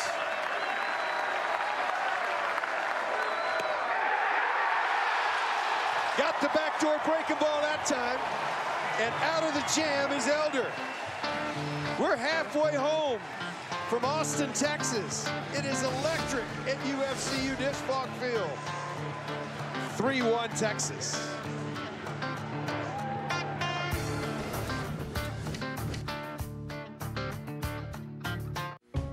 It was a rough start for Zach Hess. Bottom of the first inning. I mean, he gets hit as hard as you can get hit off of his pitching arm. Everybody thought he was coming out of the game. He said, no, sir, I'm not done. He amped up his game. We saw the fastball up to 98 and a good breaking ball. He punched out 6 on the night, but the pitch count really got up. But he showed you a little bit of something. He fought back after getting pegged on the arm. He gives up 3 runs total. Of course, Duke Ellis got him for a 2-run shot there in the last inning, but compete he did. 95 pitches on the night for the big right-hander. And you know, you look at that scenario after he got hit in the arm, guys, I didn't think there's any way he'd throw 90 pitches. No, I didn't either. I didn't think he was going to stay in the game because as flush as it hit him, I mean, you know it's got to be whelped up a little bit, and I'm sure that it is. But, you know, he's a competitor, and he's being relieved here. Chase Costello, the freshman, comes in. Been kind of hit and miss for him. He's had a couple of good outings, but a couple of rough ones as well. The fastball's a pretty good one. You're going to see a fastball 91 up to about 94 miles an hour. Breaking ball and a changeup as well. I think when you're talking about Hess, you talk about he wants to compete. He wants to stay in the ball game. And after 2 hitters, there's no way he was coming out of the ball game. But command you also talked about, and that's what got him into trouble with the pitch count. That's him. I mean, and look, he is so close to really figuring it out, I think. I mean, it's just a little bit away for Zach Hess right now. But when he gets it all synced up, and I really think he will one day on a more consistent basis, it's big league stuff. The 1-0 bender in there for a strike to Zubia.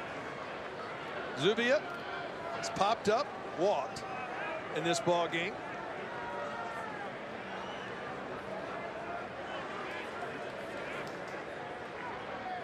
The 1-1 on the ground, back to the mound.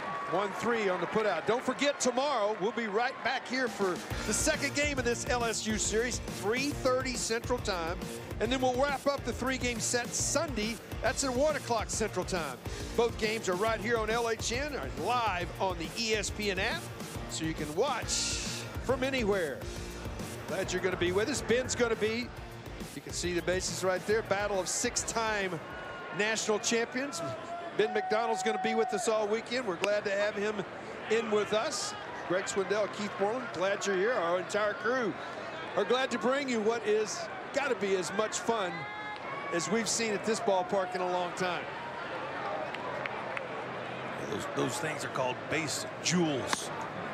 Vinny down there. Vinny gets them for the bases. The one side says battle of the 6-time national. The other side, Texas versus LSU. That's Look cool. at that. That's big league. That's really cool there. See there. The 1-1 to Reynolds. Stairs. Ryan 1 for 2 on the night. He has 1 of the 6 hits for Texas.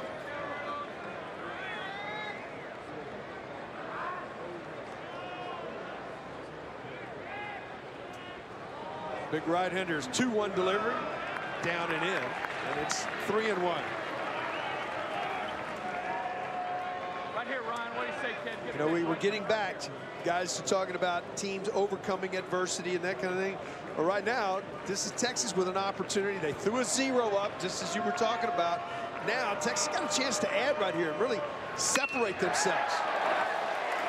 Pretty well into the gap. Great effort. What a play! Big-time play. Zach Watson laying out, taking away extra bases from Ryan Reynolds. Ryan Reynolds can't believe it. You see him get on second base and say, did he really catch that? Because when it went up, I thought there was no way this ball's going to be a gap all day long. But Zach Watson gets an outstanding jump and shows you why he's one of the best athletes on this LSU team as he lays out right there and just catches it in the web of the glove. That's a big-time play. 2 gone now for Tate Shaw as he steps in. Lines down the left field line. You know, the only place in the SEC that really has field turf is at Vandy. That's it. That's the only one. So, you know, it's unusual to sometimes for a club to come play on artificial surface. Made a good adjustment on that one. Fastball catches the inside corner, and quickly it's 0-2 to Shaw.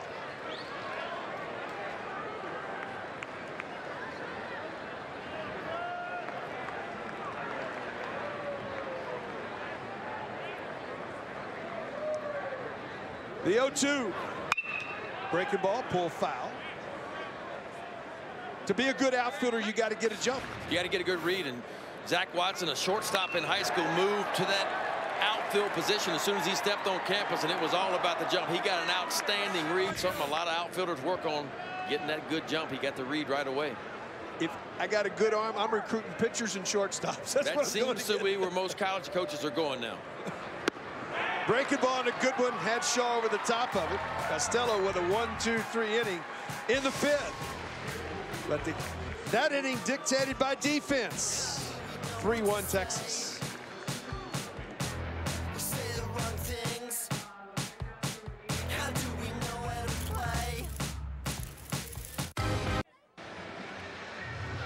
Top of the sixth, second half of the ball game. Texas leads 3-1. Well, you know what? Not only there have been great players here, there have been some of the most incredible coaches in college baseball history. When you look at the titles, these two programs with 6 titles over the course of their time, and when you look at it, there's some big-time names on this list. There's no doubt about it. Disch-Falk with 2, Coach Gus with 2, Coach Greta with 2, and then Skip with 5. And Paul has 1. And a lot of trips. And a lot of trips. That's right. That's right. Yeah, you know, I think LSU's got a lot of pressure on him. I mean, and Paul will be the first one to admit that, you know, he probably should have won more than 1 in his time at LSU. He's had good enough teams to do it, you know, and I think there's extra pressure. There's always pressure in Baton Rouge because expectations are through the roof every year. But this year, a little bit extra pressure because everybody thinks LSU just might have a team that could get there. 2-2 to Cabrera. When you don't go to LSU or you don't come to Texas without thinking about going to Omaha and winning. Yeah, I mean, y'all know what it is here in Austin too. On the ground, Regan up with it, throw across the diamond, picked by Shaw for the first out of the inning. You just look at that. USC, obviously, Coach Dato very much a part of that. I mean, in fact, one stretch 6 in a row at one time. That's incredible. That's just incredible. But second, tied. These two programs tied with 6, and that's a bunch too. You're right. It's a bunch. Well, LSU 6 with only 18 trips, right? Yeah, I mean, LSU has done a nice job. Obviously, I mean, when you go to the Omaha and you win 33% of the time, you win a title. You know, that's a good number. And Skip was really good at that. You know, Skip, if he got there, Skip found a way. Elder, guys, 75 pitches now. He has been up as high as 95. I would think this third outing of the year, if as long as he's effective, I would think triple digits is in order tonight. It's his ball game right now. Yeah, I mean, as long as you got the lead and the big key was there, effective. 1-1. Misses outside.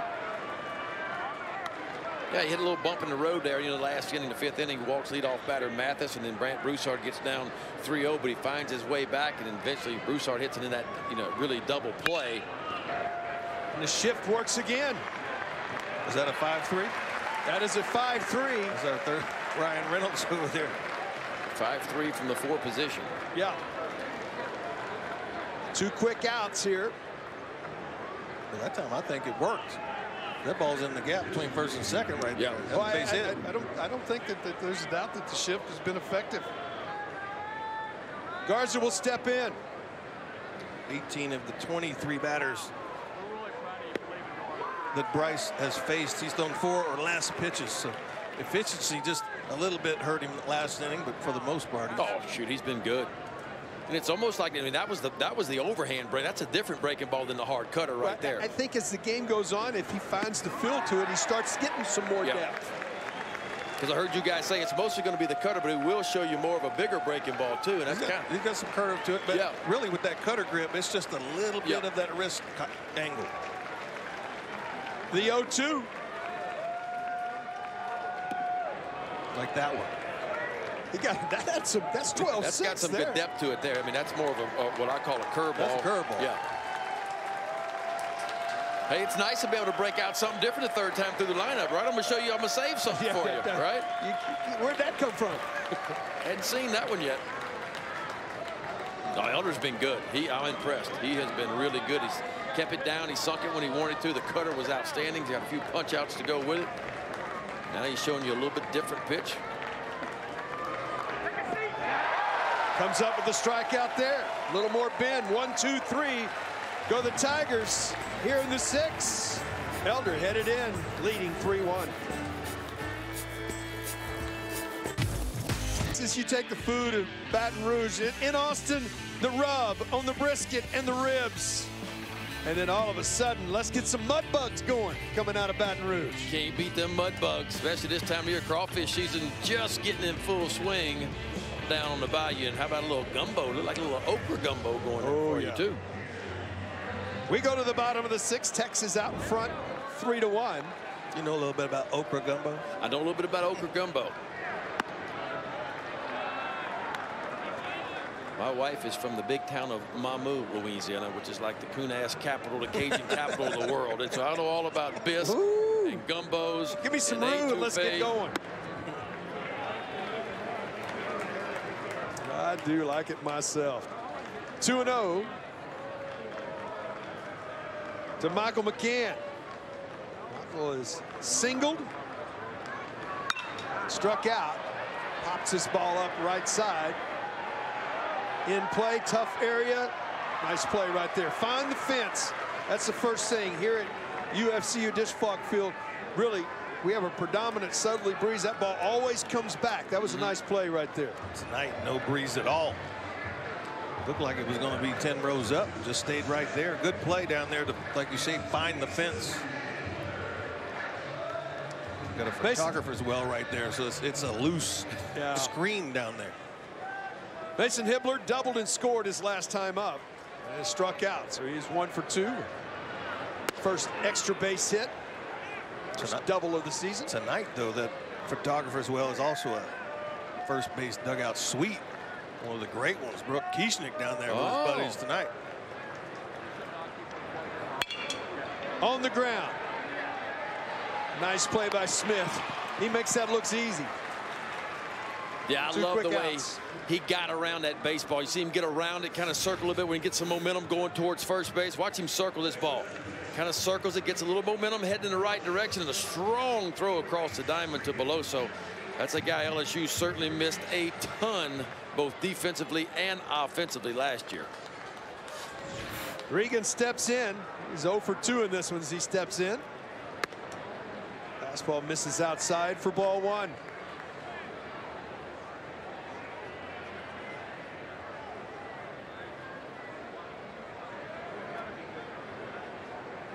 The 1-0.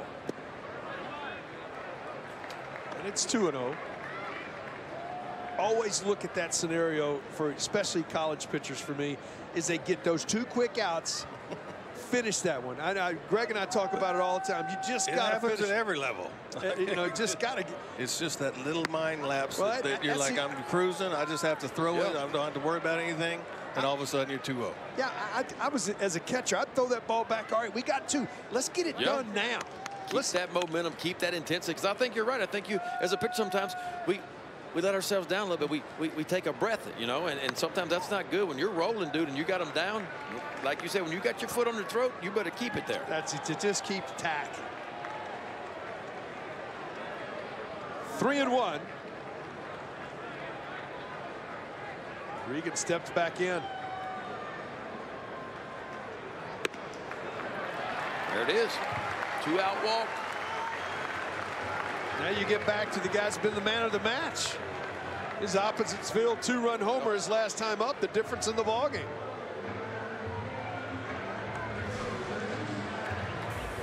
Fastball up and out over the plate. Boy, he put a charge into it, got on top of it, knew right away.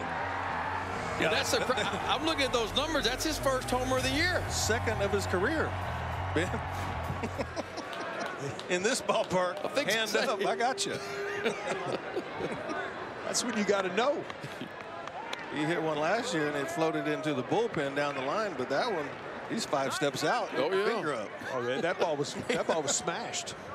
Thought that was Kobe Clements for a minute. Hit that. Cody just got all of that one. Well, he hit some homers last year, huh? Ooh, That's where Texas think. Where are you going to find it? Well, you're not going to find 24 more homers. Right.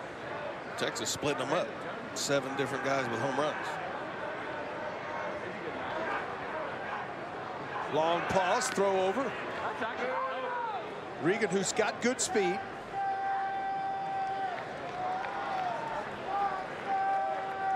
One for one in the stolen base department on the year.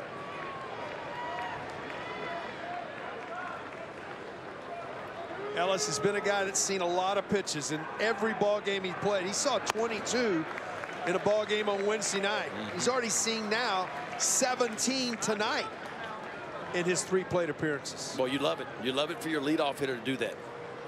Gather information the first time up, second time up. Come back and tell me what it's all about. He's seen a lot of pitches. He's worked the pitchers. And my job sitting in the dugout as another hitter is to I'm watching that. I'm seeing every release point.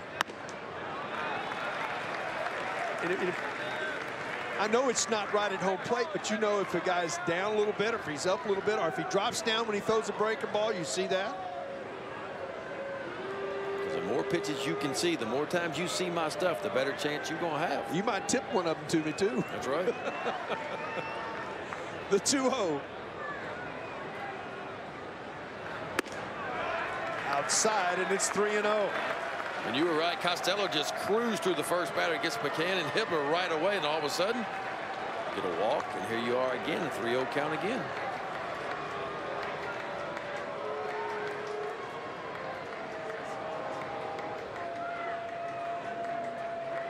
Ellis steps back in.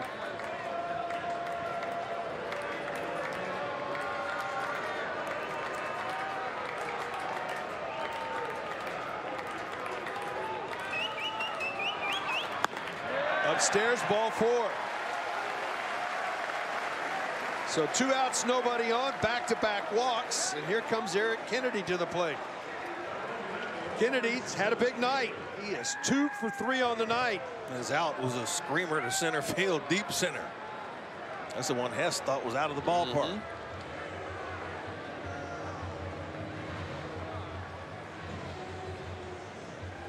Go back and you just look in the first inning how we got to this point. You just see the miscue right there, allowed the runner to get around, then the wild pitch. Just good speed by Watson leads to a run, or Smith to a run, and it's 1-0. You turn around for Texas. How did they get it back in the game in the lead? Opposite field, 2-run shot, Duke Ellis. That's where we are here in the bottom of the 6th. It's a 3-1 Texas lead.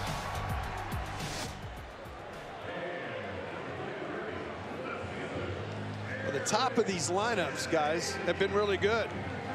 The top 2 hitters for LSU, they've had 6 plate appearances, reached 4 times. For Texas, they're 5 for 7, the top 2 hitters. Kennedy steps in here.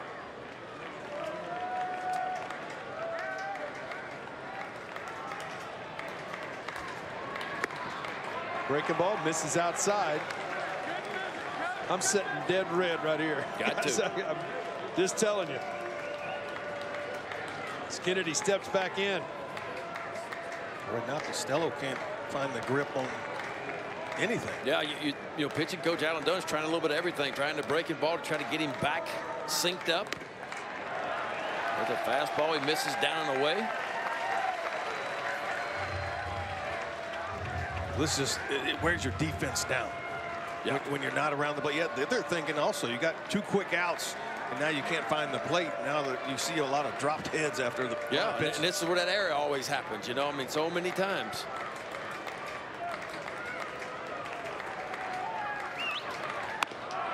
That's the 11th pitch out of the zone in the last 12 pitches. Yeah, and if I'm LSU, I mean, the bullpen's got to be cranking. I don't see anybody down there. I can't believe that, but clearly Chase Costello has lost it. It's the 9th 3-ball count for LSU pitching tonight.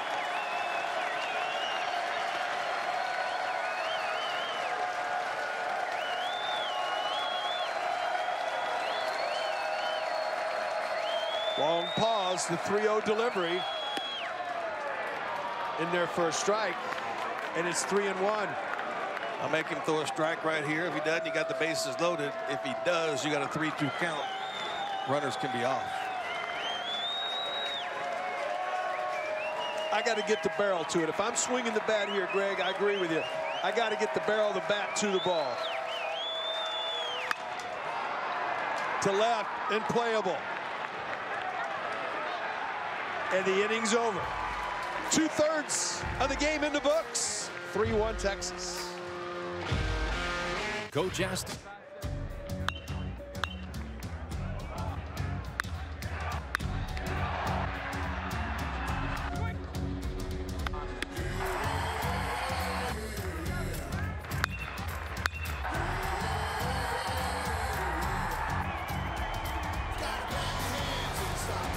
We go to the last third of the ball game. Texas with a 3-2 lead. That's how we got there, just like that. We have 10 hits in the ball game, 4 runs in the game. As we've seen some extra base hits, we've seen some good defense. This young man on the mound right there, you can see Elder. He's just allowed 1 run. It was unearned back in that first inning. He's been outstanding, men, and then Ellis, the difference in the game. Oh, Bryce Elder's been unbelievable. I mean, I like the fact he saved something. He saved a little bit different shape breaking ball for the 3rd time through, but for the most part, he's pounded his zone. He got a little bit of trouble, but he worked his way out of it. He's competed just like you guys said he would, big time on the mound. And look, it's been good stuff. The 1 run LSU got, an unearned run. Did he lean into that? They're going to award him first base. I thought he put his elbow out to do that. You know, there's the new rule now is it can be called it's called a strike if you use the elbow pad to put your arm into it. And you don't have to get out of the weight of it. You just don't. You cannot try to get hit by it. If that makes any sense. It does. It makes total sense. I think as an umpire, you got to say, did the ball hit the batter or did the batter hit the ball? You know, and that's the thing. But it is a reviewable play this year. We'll take a look. That's really, really close. He didn't try to get out of the way with that elbow, just kind of sunk down. See, he didn't pull it back. He just seems sink it down right there. That's a tough call. Yeah, all you got to do is just turn a little bit towards the inside, and you get away with it. Right. That one, you're right. He just kind of sunk the elbow down, almost following the path of the ball. I didn't see him stick it out there. He just kind of sunk it down. I concur. I think with both of it, I think concur. Now, albeit said that, if this stands, he still made a motion to move the pad. By definition of the rule, he moved his arm with the pad on the arm, because they're talking about the pads, moved his arm into position where it would hit the pad. Yeah. That's the only, that's the, you know, now, I think your first move as a hitter, guys, if you both throw me that pitch, I go back to the inside. I roll that way. So I think he did everything he could do to move to get out of the way. Yeah, because you got to drop your elbow to kind of roll a little bit. He drops his elbow. And it's, you know, for me, it's one of these calls by the umpire. He's right either way. Either way he calls that right. I think the field, the call on the field is going to be the important one, you know, because is there enough evidence to say that he definitely tried to get hit by that ball? I don't think so. That's my personal opinion. I think he'll be awarded first base. Guys, I mean, I'm the one stepping out there. You know, I think he turned into it. I don't disagree with that. I mean, that's a tough call. Either way. It's a curveball. He could have got out of the way if he wanted to. Absolutely. But in the new rule, you don't have to try to get out of the way. Right. First one of these reviewed. Now, that's one of the things we're going to have. Folks, here comes the call right here. He's awarded first base. So the play stands as called. So good start for the Tigers for the leadoff base runner. Cam Fields with that leadoff base runner will start to throw for Texas. That's only the second LSU leadoff hitter to reach base. Well, I tell you what, when they reach base, there's high success for the Tigers. They score 45% of the time, however the guy reaches first base. That's a high percentage. All inside. Mathis, 0 for 1. He's walked in the ball game. This is the point again where you're getting the lower part of that Tiger order. You don't want to get guys on base bringing up the top of the order. Boy, that ball still got a lot of sink to it. The velo's down just a click or two, but I tell you what, it's still got that nasty sink to it, and that's what he wants in this situation because he's thinking ground ball double play. Mathis steps back in. 1-1 count. Tied him up inside again with that sinker.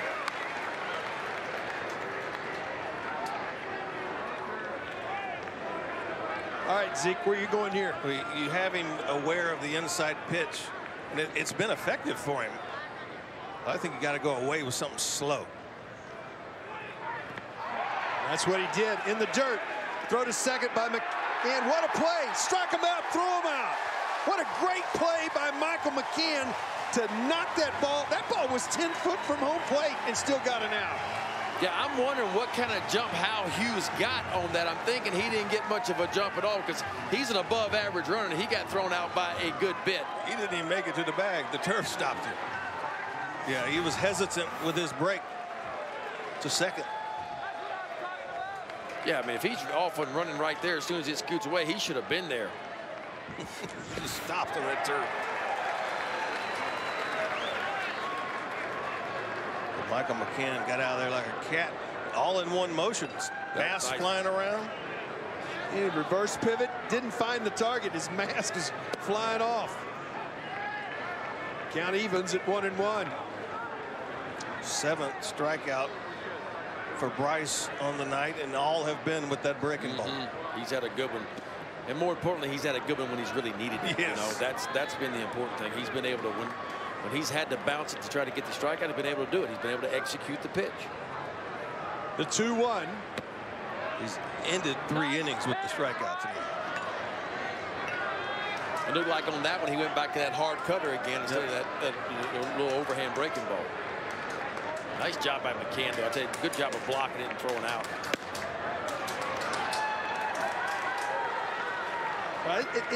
You know, you can be, you don't have to be fast, but you got to be quick to catch. I love the fact, I mean, he goes down. Watch him block it. Takes it off the chest, quickly picks it up, recognizes it right away, and just throws a rocket down to second base. And that's, you're just, if you're Hughes, you feel so hopeless. You say, well, I should have been here, I think. I'm wondering why, I wonder if Hughes thought he had to run. Yeah. You know, and maybe he thought, oh, I got to go because it's a strikeout. But no, the first base was occupied. He didn't have to, you know. And David Pierce on his way out. Usually when he comes, he makes the changes. We'll see what happens here. Back to the top of the order. Josh Smith has been pretty good. Have taken some good at bats. 2 hits. Well, he's at 94 last pitches too. You know, that's. Well, as we talk, guys, I mean, both of you guys were big-time starting pitchers. Y'all prepared to get your arms ready to go, even at this level, before you got to the big leagues. 3rd time out, you're in March now. You've been throwing since mid-January. I would think that 100 is not out of the question. No. You might be able to stay right here to get one more out. But they're going to go to the bullpen. And look, Bryce Elder did everything he could to stay in that ballgame and say, Coach, I can do it. But in the end, he's had the dugout with an outstanding outing. Standing ovation for Elder.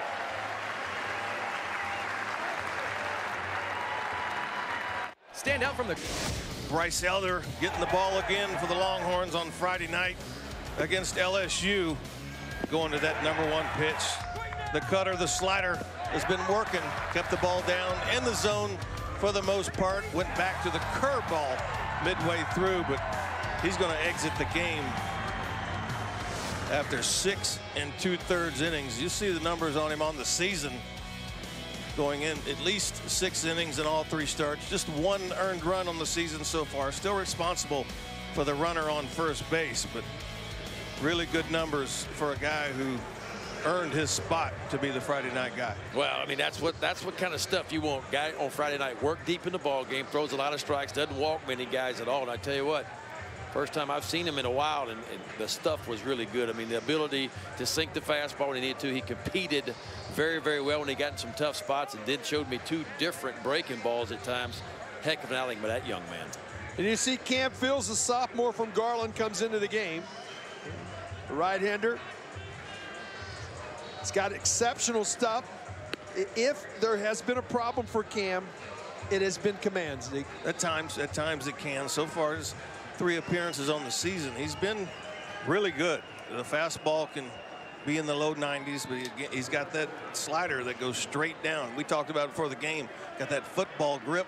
That's how you throw a football. So you're going to throw that slider just like the football, and it goes straight down. He's got a tough customer to face right here. Josh Smith has been outstanding. He barreled up the first pitch of the game, grounded to second. Since then, he's got back-to-back singles. So he's 2 for 3, over 500 for the year. He's raised his average tonight. Yes, he has.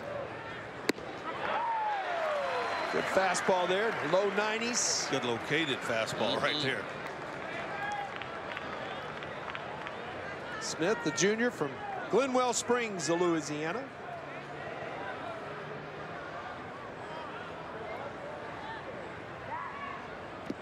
That's that slider right there. They're not going to test him again over there. No. Count evens at 1-1. And really on balls like that, you talk about Zach Watson getting that break in the first inning. That's what you have to do on one like that. Right. If you're going, recognize dirt and go. You got to see that down angle and go right away. First 2 hitters in this lineup are 4 for 6, guys. The entire rest of the lineup, 3 through 9 for LSU, 0 for 17. The damage has been done at the top. And it's been done again. This ball's hit well down the left field line. Kennedy on his horse makes a nice running catch, just in fair territory to end the inning.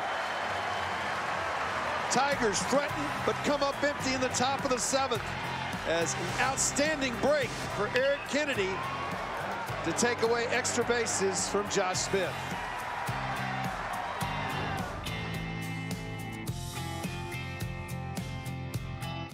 Party going on at UFCU Disch-Falk Field as Cotton Eye Joe finishes the 7th inning stretch. 3-1 Texas as we go to the home half of the 7th. It'll be the 3, 4, and 5 hitters due for Texas. Austin Todd fakes the bunt, pulls the bat back. Keith Moreland along with Ben McDonald and Greg Swindell. Glad you're with us. This is 1 of 3 over the weekend. 3:30 Central Time tomorrow, 1 o'clock Sunday afternoon. All 3 of us will be back and looking forward to the rest of the weekend. We got a lot of baseball left in this one. Pitch misses downstairs, and it's 2-0 to Todd.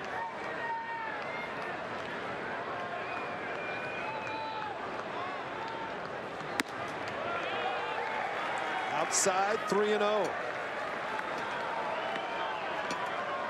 Guys, with the new baseball, and you guys have put it in your hand, but the one thing I noticed more than anything else from the old baseball, not an exit velocity, they have all the two, it's just the way the seams feel. Yeah, they lowered the seams. There's no doubt. So it'd be less drag, so the ball would carry further. That was the idea behind it. 3-0 upstairs and a leadoff walk for Todd.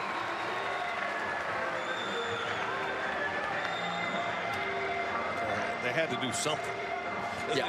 It wasn't going anywhere. That's right. No, I mean, I think the game right now is probably as fair as I've ever seen it. You know, I mean, no doubt. We can't go back to 21-14. No, and it was, you know, it was too one-sided for the hitters then. Then they made the bats with the BB Core bats, and nobody knew the change was going to be that drastic. Then there was zero offense. It became a boring game, you know, and so then lowered the seams on the baseball 3 or 4 years ago, and I think it's fair again. You know, I think it's as fair. It's at a good place. Zach Zubia steps in. First pitch inside for ball 1. 5 in a row. There is activity in the Tiger bullpen. Texas hasn't done much off of Costello. He's only 3 of 10 first pitch strikes since he entered the game. Zubia 0 for 2. He has walked, sandwiched around a pop-up and a ground out.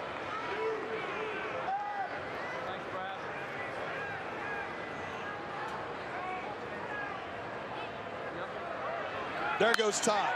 Hit and run, executed perfectly. Todd around to third, runners at first and third, nobody out. Even though you can hit the ball in the ballpark, you got to make contact on hit and run. Ball just perfectly executed hit and run. Gets a nice pitch to Zuby on the outside part of the plate. It hits it right up the 4-hole. Brant Broussard, LSU covering that double play. Opened it wide open. Here comes Texas again here in the bottom of the 7th inning. First and third and nobody out. That brings Ryan Reynolds to the plate. Vittmeyer, the right-hander, up and throwing. Well, Reynolds, he's been up a lot with runners on base and scoring position in this ball game. 5th single of the game for Texas. That's only the first of those that got out of the infield. Now think about that.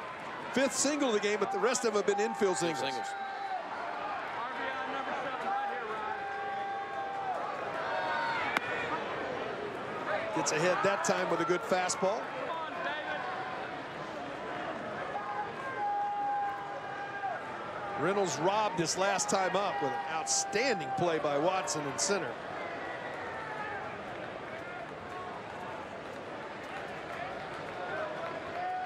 Switch hitter digs back in.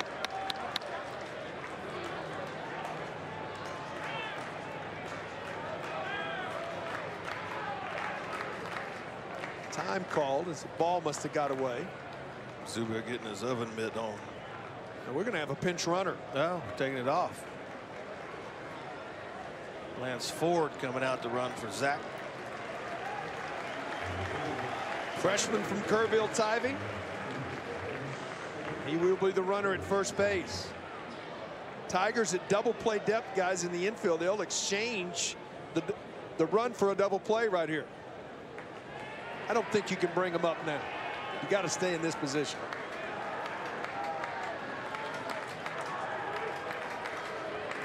Costello comes set. Long pause here. Breaking ball misses outside, and the count evens.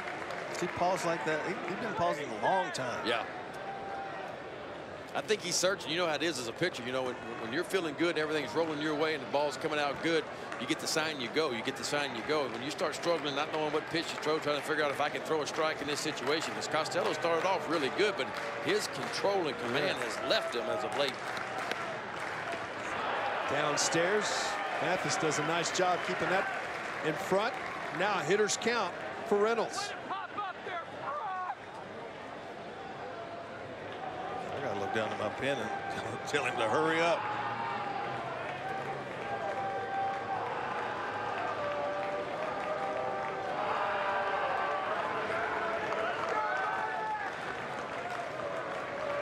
The 2-1. Got in on his hands and just out of play. So the count evens. Boy, that's the pitch as a hitter. 2-1, elevated fastball, man on third. That's a free ribeye steak right there. You got to get that ball in play. Get it out of the infield, and he'd love it. You know, get it out there. We talk about this. When you got a chance to score a run, and you don't need a base hit to do it, you got to be good at it. The better teams do it at a high percentage. Ford's got good speed with a good lead here. The 2-2 coming.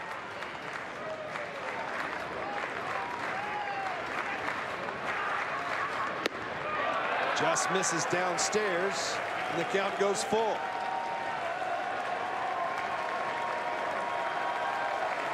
I'm putting my runner in motion here. I agree.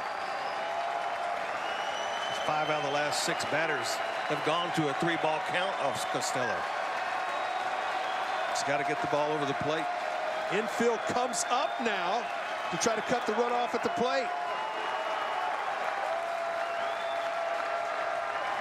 There goes the runner on the ground into right field. On his way to third is Ford. 4-1 Texas.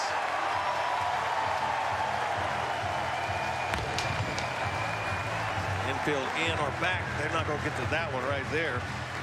Plays perfectly out between first and second. Big RBI right there for Ryan Reynolds and the Longhorns. Big, really big. Again, predictable count, 3-2 count. You know fastball's coming, you know, and that's really been the Tigers' undoing with the pitching staff. Too many predictable counts. And I'm going to tell you what, guys, the Longhorns just haven't missed them. And that's one of those ones, 3-2. You know heater's coming. He hadn't thrown a breaking ball for a strike in an inning, so get the barrel out and get after it. That's exactly right. Ben, it's interesting. That's when you have to stay through the baseball, and that's exactly what Reynolds did. We're going to have a pitching change. We'll give you the new pitcher when we come back. Texas with a 4-1 lead.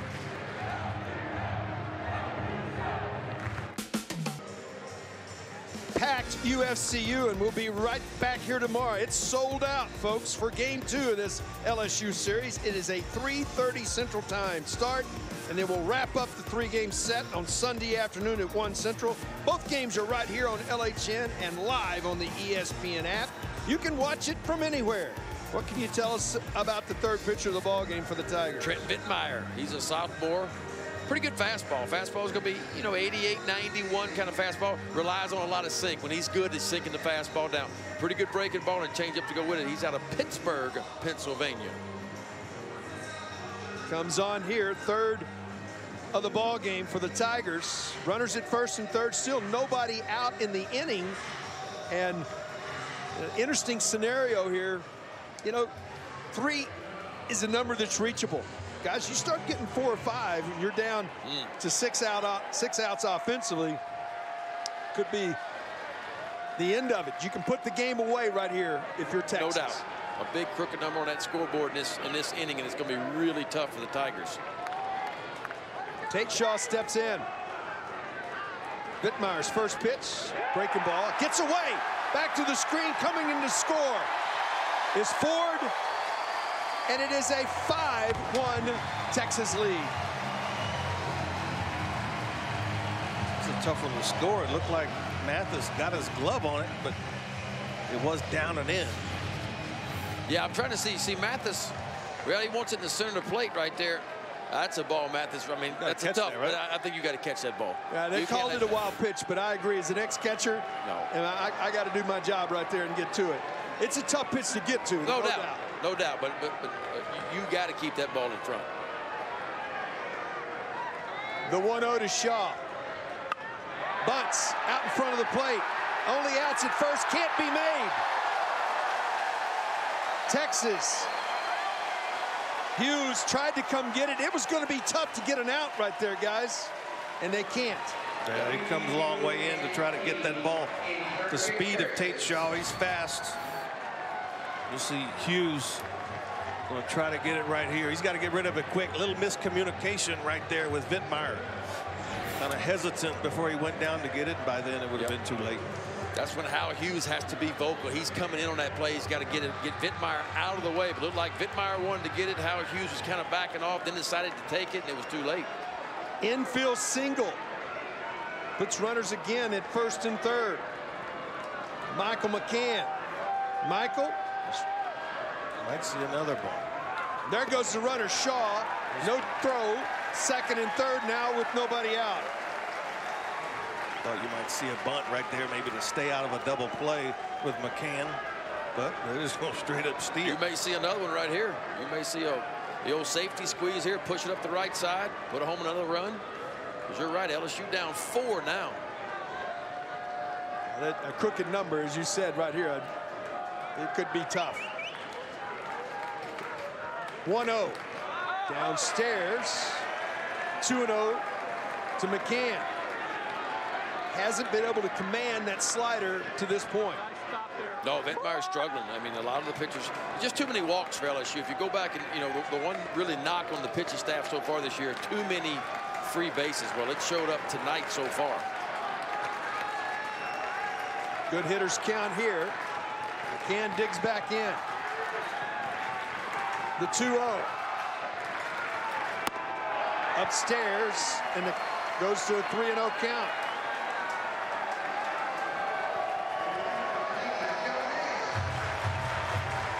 Mason Hibbler awaits on deck.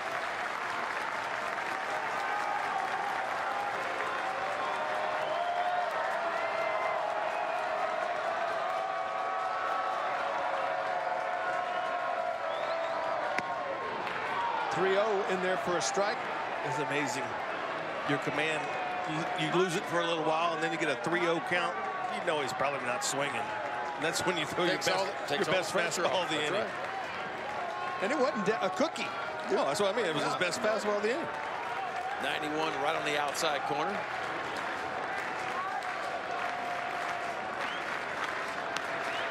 The 3-1. On the ground. Nowhere to go. Cross the diamond for the out. That's why you bring the infield up right there. Yeah, so Dittmeyer throws his best fastball to make the count 3-1, then probably his best breaking ball to get a weak ground ball to third base. In a count where if you're a hitter, you're looking fastball again. That's right. Not expecting that breaking ball when he hasn't been able to command it. 1 for 3 on the night. Scored a run.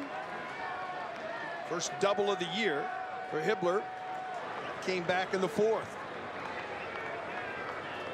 Infield still drawn up for LSU. Way outside with a breaking ball. Mathis does a nice job right there keeping that ball in front. If you're going to squeeze, in my opinion, after the breaking ball, this is the pitch to squeeze on. Even with the infield in? Yeah, if that is in your mind as a head coach. Yeah, if he can push it up the first base line, if it's a true squeeze when the runner from third is actually taking off on motion. He got off the bag very far. Now at 2-0, I'm going to let my guy swing and say, you know, get something up. You have a guy who hasn't been off to a great start. I mean, you got a 2-0 count right here, Mason Hibbler. It could be a big for him right now to be able to do something in this type of situation. This is a confidence builder for him. Get the fastball. If you get a fastball, get a good swing off. If he throws you something else, have the patience to take it. Got a breaking ball.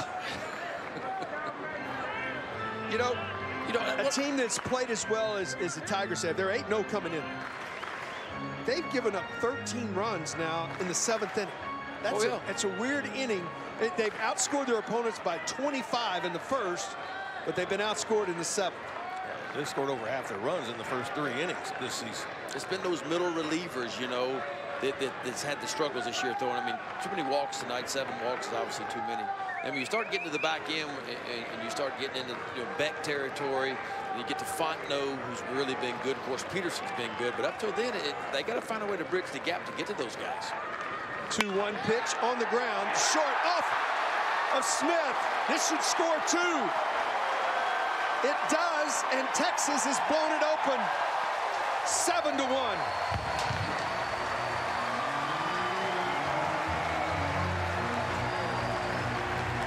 Hibbler will be awarded a base hit even as good as Josh Smith is at shortstop. That ball was tough to handle, hit hard.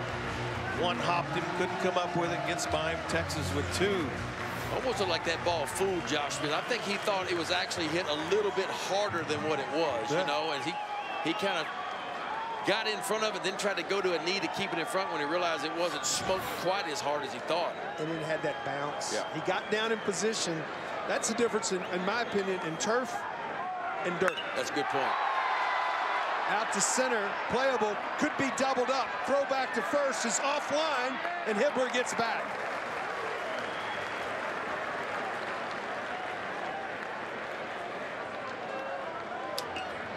Watson made a nice running catch there. Throw just a little bit offline, had a chance for the double up. Was Hibbler off right there? Yeah, he was off and running, yeah.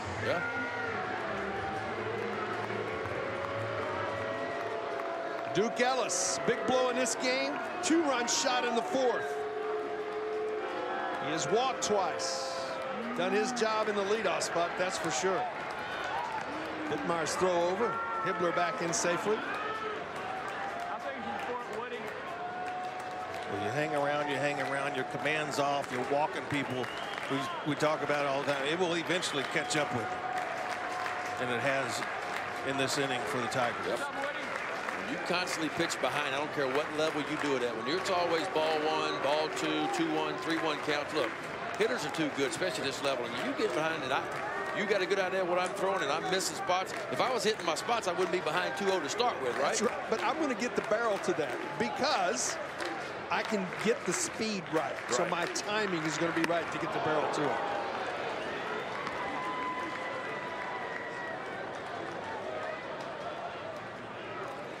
Ellis comes up empty. 1, 4, and 1 for LSU. 7, 10, and 2 now for Texas.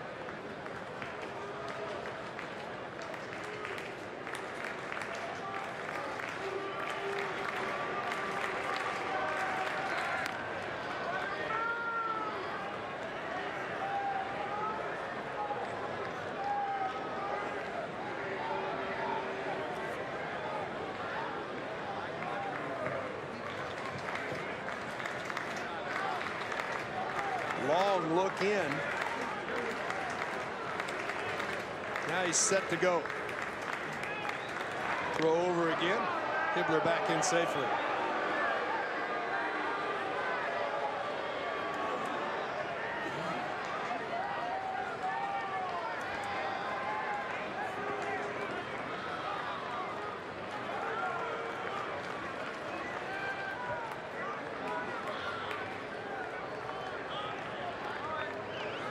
Set to go again. Downstairs and the count evens.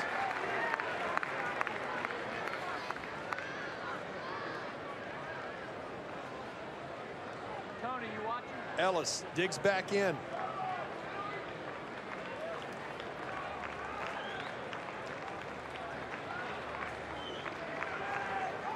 There goes the runner. Foul back, and it's 1-2. I love the aggressiveness. You know, I mean, head coach Pierce, you know, look, he's feeling it now. Why change anything right now? You got your foot on the throat. Keep it there right now. Continue to be aggressive. Wednesday night, Texas in the 6th inning had a 6-0 lead. Ended up losing the game. UTSA scored 8 in one inning, right? In one inning, and I think you learn from that as a team, and you see a team as being more aggressive. Throw over. I don't know how you two guys think, but I know you learn more when you lose than you do when you win. Oh, I think that's true. I think that's true. That's a good point.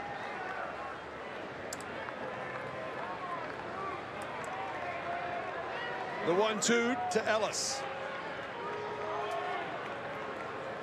Hibbler on his way.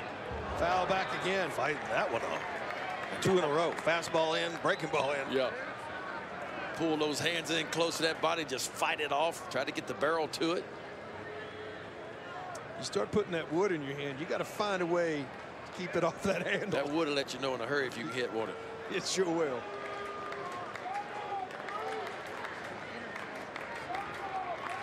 Ellis back in with a 1-2 count. 4 across in the inning. Texas has separated themselves.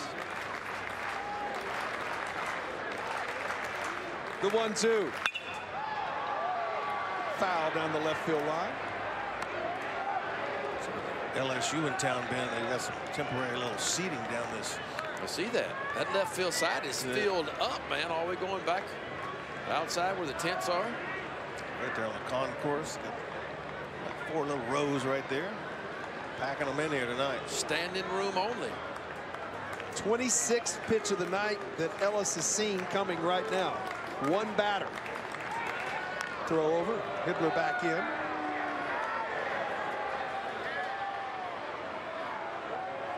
Yeah, for a guy that was hitting 207 coming in, been pretty impressive. No, his walks have been there all year. He's seen a lot of pitches. He just hadn't got a lot of base hits. 1-2 on the ground, back up the middle, into center. Hibbler round second, on his way to third. 11th hit of the ball game by the Texas Longhorns. How about that at bat? Fight it off, finally gets one more middle plate that he can handle. Hits a rocket right back up the middle.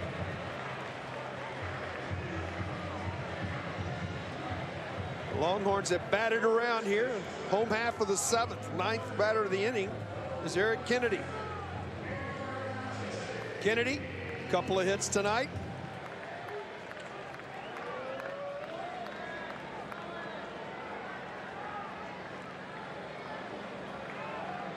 Freshman from Tampa, Florida, digs back in.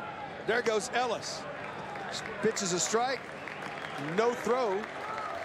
Ellis in the scoring position.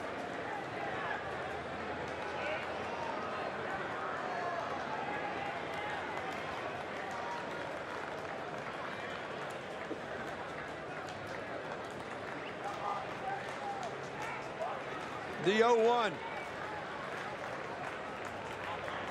They call that indifference. They're right behind the runner right there. Yeah. Not a stolen base. It's not indifference for an earned run, I can tell you that. I got two pitchers with me. That's right.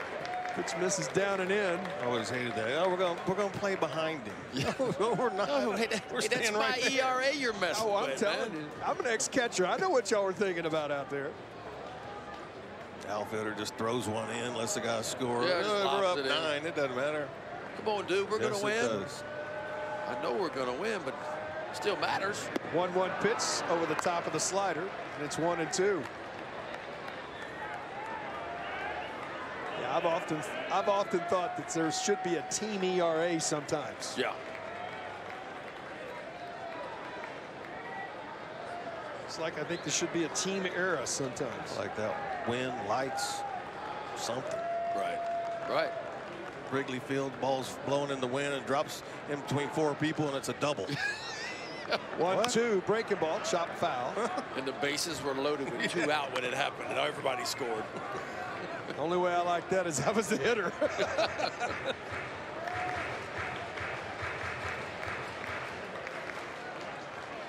Kennedy digs back in.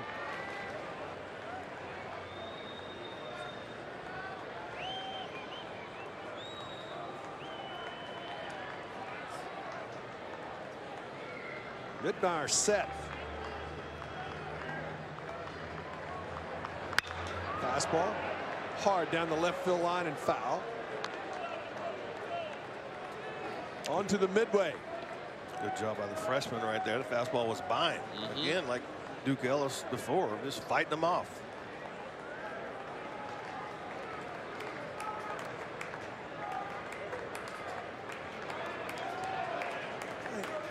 This is an unusual number. I want to get to it after this 1-2 pitch. On the ground, this should do it. Better get there. Better get there. Does not do it. Kennedy beats it out. It was going to be a difficult play. Vittmeyer was late breaking, and Kennedy's got outstanding speed. I think they're going to call that a base hit.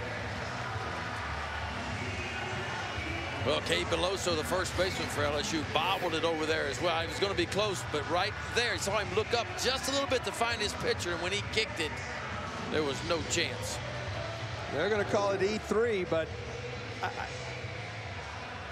you guys know get over, get over, get over your whole lives. Especially Greg as a left-hander. That was not as easy for you to get over. Well, look at me. It wasn't easy for me to go over anyway.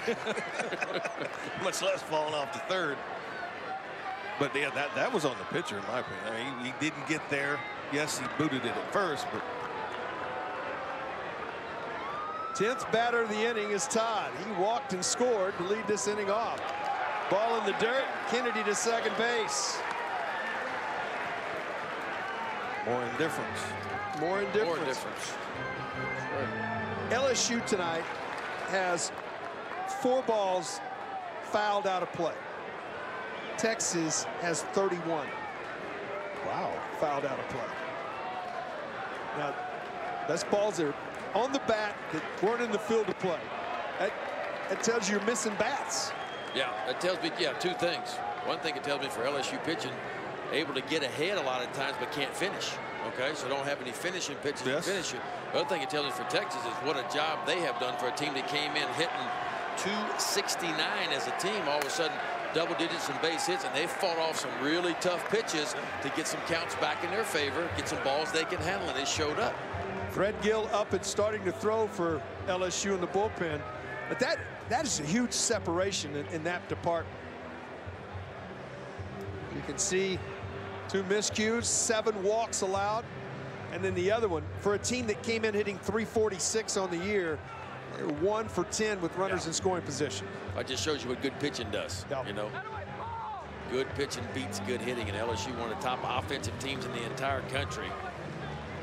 Bryce Elder was just too good tonight. Well, when you're Bryce Elder and you're looking at these stats, you're like, oh my goodness.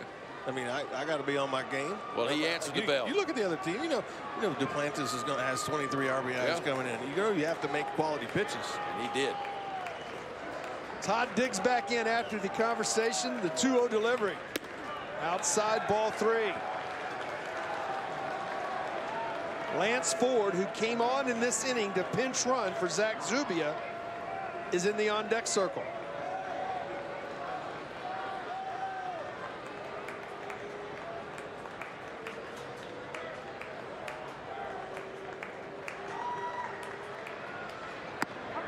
3-0 right down Broadway. Again, struggling with command and a 3-0 count. Throw your best fastball. Yeah.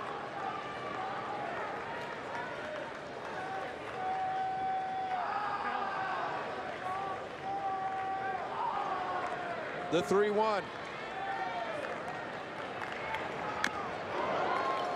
Came up empty on a big hack, and the count goes full. Went to the breaker in this inning with McCann in the same count.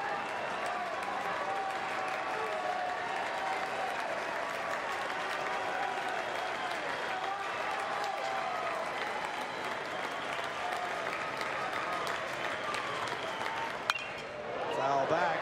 Again. 32 now. A lot of souvenirs out there tonight, huh? Now everybody gets to keep one. Back in the day, you had to throw it back. That's right. Oh, yeah, Skip used to send us in the middle of the game, the pitchers that weren't pitching. Go get that foul ball. Uniform. Have to go get them. In uniform. Oh, in uniform. Oh, yeah. Back in the early days. 7th pitch of the at-bat. Longest of the game. 33. I was like, come on, coach, you really gonna make me go up my uniform and get the foul ball back to the kid? Hey, so listen, just tell him you give him a Coke. Swap him out of Coke for that baseball. And that young man wants that baseball. Oh, yes, he does. Yes, he does. Or he'd make you grab like an old BP ball that was all beat up and you trade him out. Go get that pearl. Pay off again.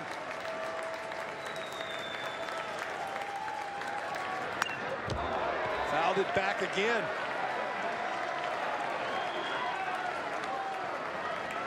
Tenth pitch of the at-bat coming.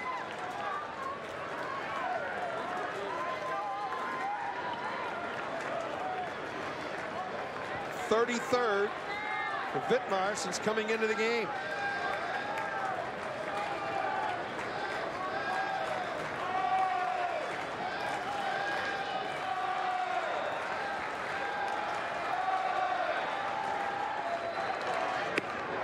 Breaking ball, downstairs, ball 4.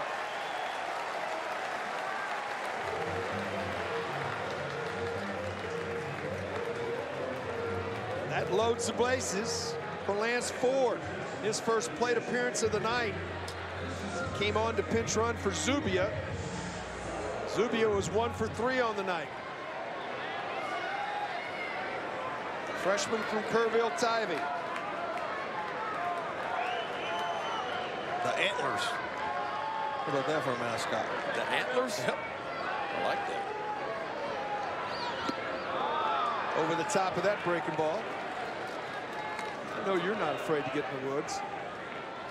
No, it's gotten to where there's only 2 kind of seasons for me anymore. That's hunting season and baseball season. That's about it.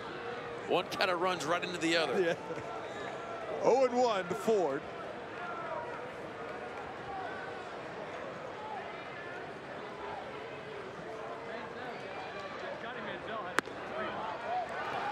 Upstairs, and it's 1-1.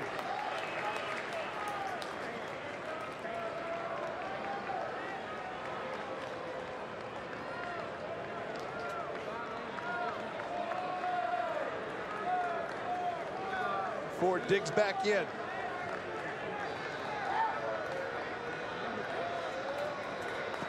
Downstairs, Mathis does a nice job keeping that in front. And a good hitter's count again for Ford. That was a nice job by Mathis. That's a tough one there. He's earning his. You never anticipate Yeah. You never anticipate the fastball being down. Right. Now you call breaking ball changeup. Yeah, I'm thinking it's could be. You're widen that stance a little bit. You're ready to go down and block it. But normally on a fastball, you're not expecting him to spike it. On the ground. This could do it, and it does. But damage done by Texas. In the 7th, they sent 11 batters to the plate in the bottom of the 7th inning. Come away with a 5 spot to blow it open 8-1.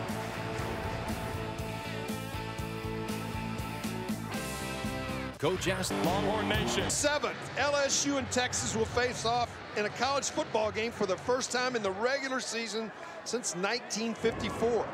Last time they played a football game was the 2003 Cotton Bowl. Texas won 35-20. September 7th, it'll happen. And then, hey, 2020, Texas goes to Death Valley. We're going to come see. We're going to come see Big Ben.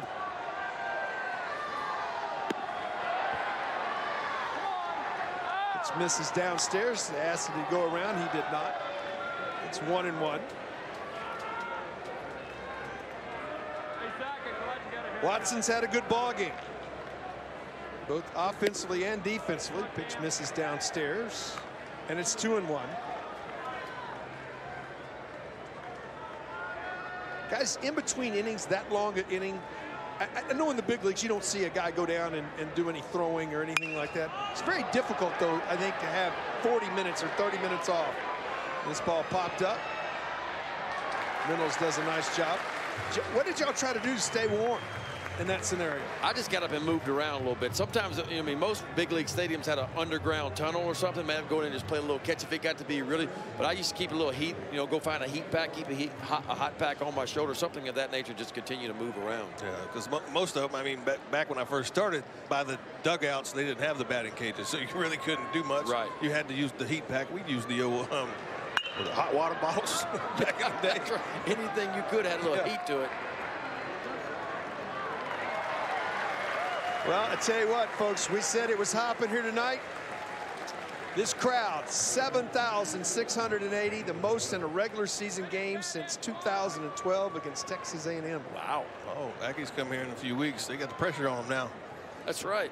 7-6-8-0, and it was hopping. 2 quick outs. Cabrera steps in.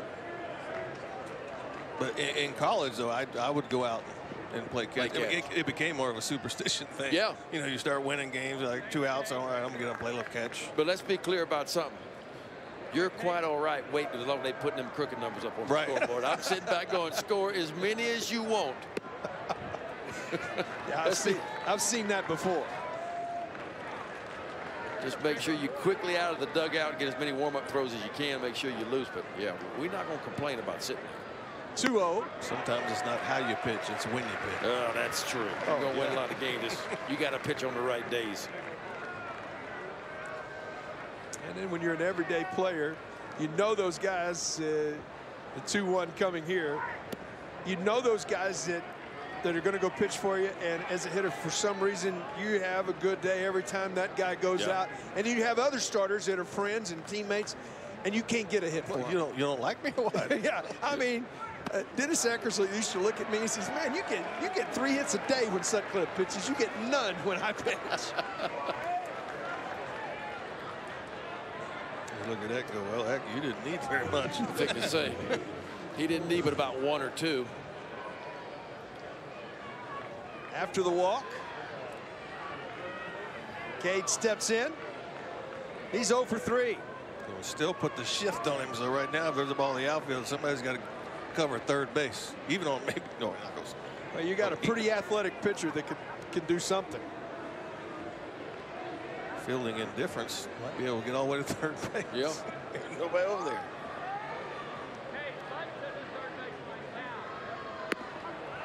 Good fastball, good location there for strike 1.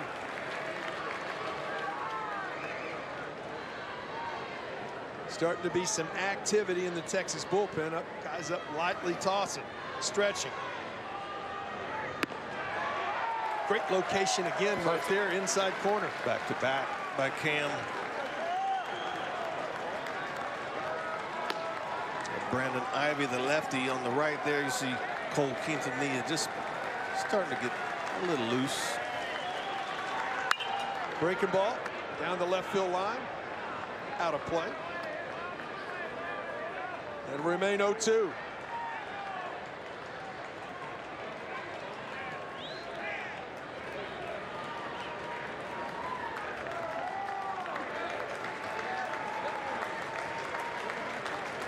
Fields comes set. Just misses inside, and it's 1-2.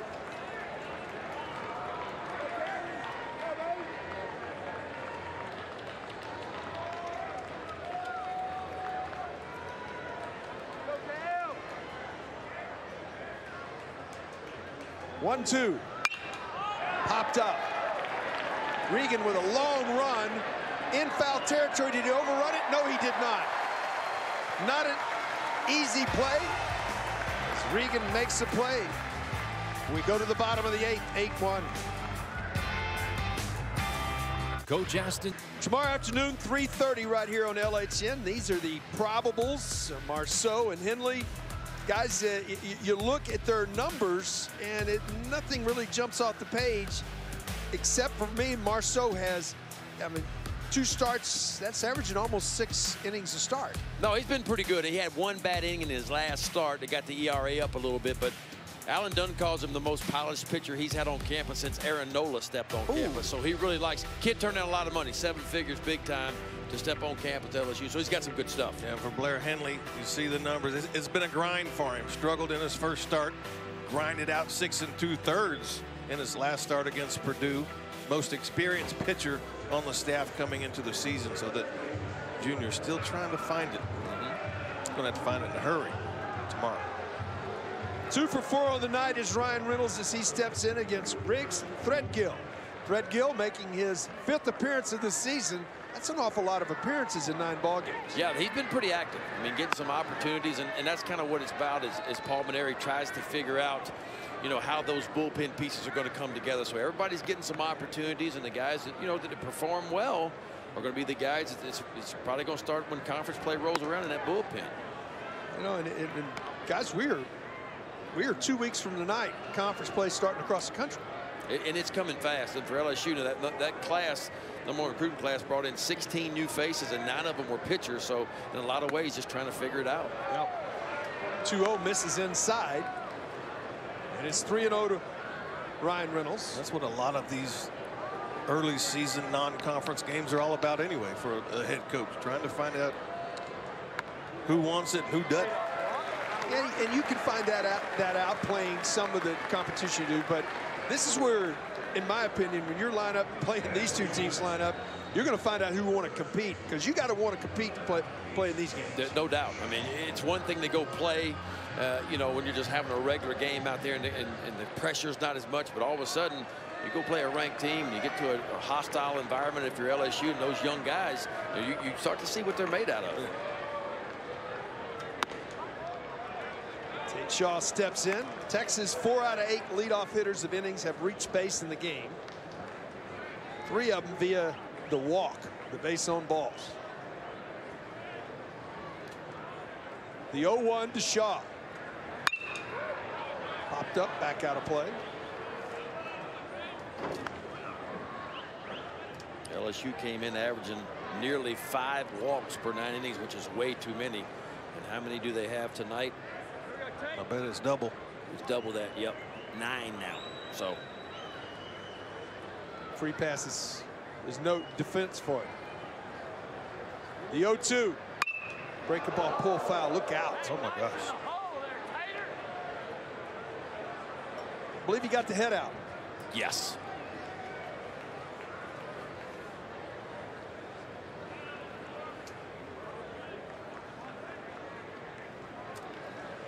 Threadgill comes set. Way outside. And it's 1-2.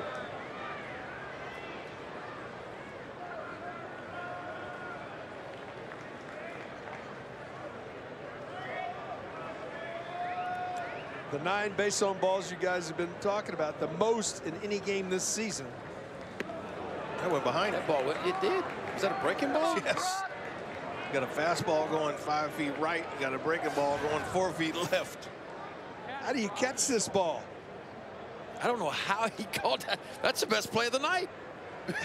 We've seen some good ones, and that might be the best one. How do you catch that ball? 2-2, way upstairs. And the count goes full. Well, Threadgill's hit about every quadrant there is, except the strike zone. He's kind of been weighing in, down and in, way up and away.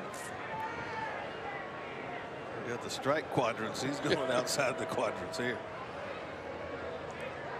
The 3-2. There goes the runner. Outside corner. Throw to second base. In time to get Ryan Reynolds. First time this season that the Tigers have thrown out a base runner. If it stands. You're right. I think with this lead right now, there ain't gonna be no protesting. Go out and try to review it, but it sure looked like he got in there. He's on his way up, tags him on the calf. Yeah. I'd say he's safe. I agree. Pitch has been made. It's no point now. We'll strike him out, throw him out. Double play. Michael McCann, 1 for 4 on the night as he steps in.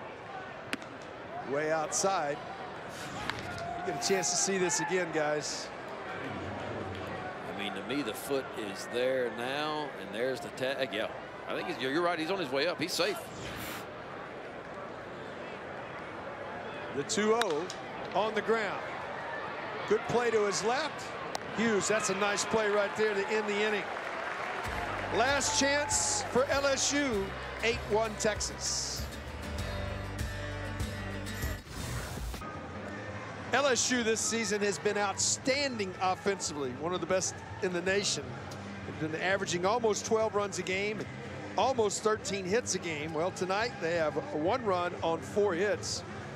These two pitchers, these two right-handers, Greg, have done an outstanding job, and Bryce and what Cam's done coming into the game. Yeah, they've got the ball over the plate. I mean, that's the difference in the teams tonight, but Bryce Elder was able to get the ball down. Talked about his cutter in the opening. The cutter was outstanding, and this guy right here, Cam Fields, continues to impress coming into ball games. Starting his 3rd inning of work right here.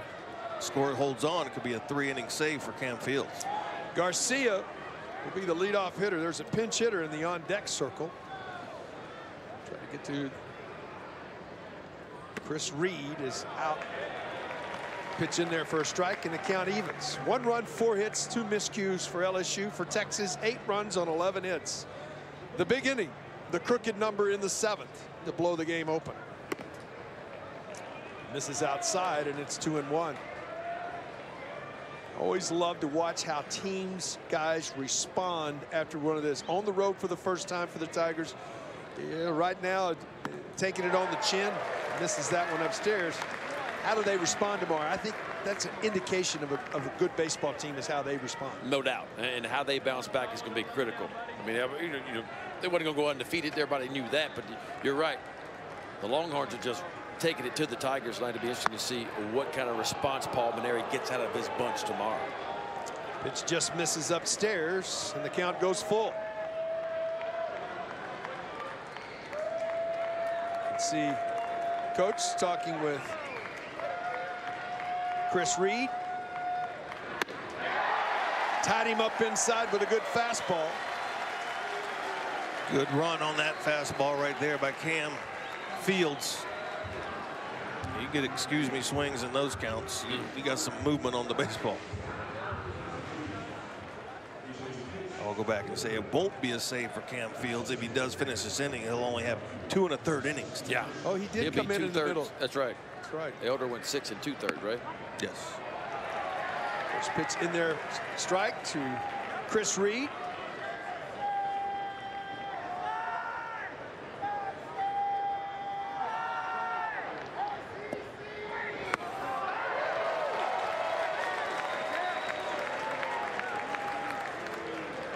Quickly, it's 0-2 to the pinch hitter.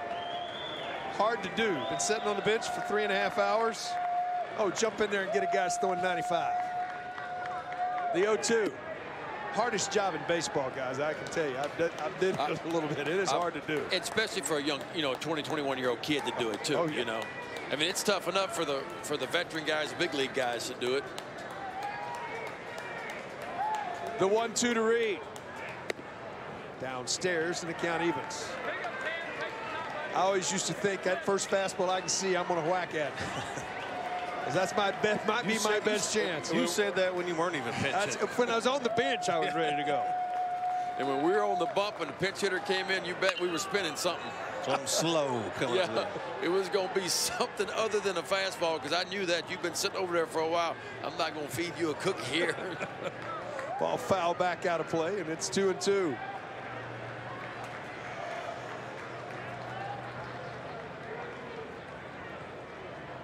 Reed steps back in. Senior from Baton Rouge. Upstairs. And the count goes full. 31st pitch of the night coming for Cam Fields.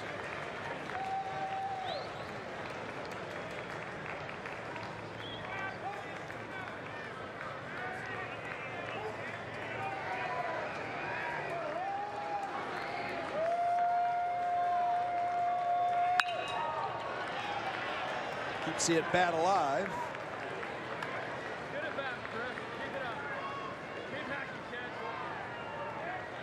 Now, as a pinch hitter, you've been up there, you've seen 6, 7 pitches. Yep. Now you're more back into the flow. A little tougher. 8th pitch of the bat, the longest of the night by LSU, and he rips this down the line, just foul. Rips a 3-2 breaking ball down the line, foul. Chris Reed's a young man that's mostly what he's done throughout his career. A couple years ago, he did get to start at third base and started there about 40 games, you know, but last year didn't get to play a whole lot, and this year probably won't get to play a whole lot. But that role right there, he's as good as you'll see in college baseball, stepping right off the bench and putting up a quality at bat. Well, he's putting up one right here. It's the 11th pitch of the at bat coming right now. Yeah, well, the pitch count now for Cam Fields, if you were thinking about maybe bringing him back on Sunday, with the pitch count getting up, might be different. Real good at bat right there from Chris Reed. Earns the walk. You know, that's a good point too, Greg, is that, you know, little things matter, you know, and it's to LSU, if they can make Fields throw some extra pitches, I mean, probably going to lose this game, right? It's over with. But if you can make him throw a few extra pitches and take him out of the mix for the rest of the weekend, oh yeah, it's a bullet in your belt, you know, something that you were able to accomplish just by competing a little bit more. So it all matters. Giovanni DiGiacomo comes into the game. Better known, the LSU folks just call him Gio. Giovanni DiGiacomo. Much easier to say Gio. A lot of times when we're on, we'll give him one if it's a name like that, and then we just call him Gio. I like it.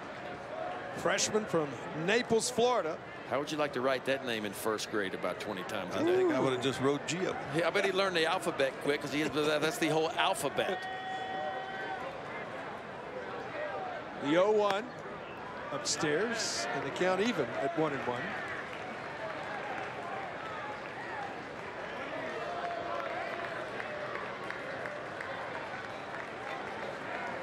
Texas at double play depth in the infield, not holding the runner Reed at first.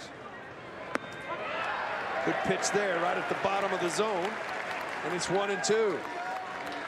Always felt like with a reliever. Now you two guys, y'all did a lot of things, starting, relieving in college, where you were going to ride the horse, and I understand riding the horse as the 1-2 pitch comes here. Pop to center. Coming on quickly is Ellis to make the play for the second out of the inning. I thought 35 pitches was mandatory for me for a day off. If I bring a guy in out of the bullpen and he throws 35 pitches, I got to give him tomorrow off. Yeah, he's going to get tomorrow off, but you're in Omaha, you're not going to get the day tomorrow off if you need him. But yeah, that's a lot of pitches, especially the games now creeping up on 10 o'clock with a 3:30 start tomorrow. Not much turnaround. Freshman from Oxford, Mississippi, Drew Bianco. Fouls this ball back. Gave you that graphic earlier. Drew? The name sounds familiar. It does. Sounds like somebody might have caught you in college. Mike Bianco's son. That's right. Mike Bianco was my catcher at LSU. Long time ago, and of course he's been the head coach at Ole Miss for a long time, and they have another really good team. I think they're ranked number 10 in the country. Yep.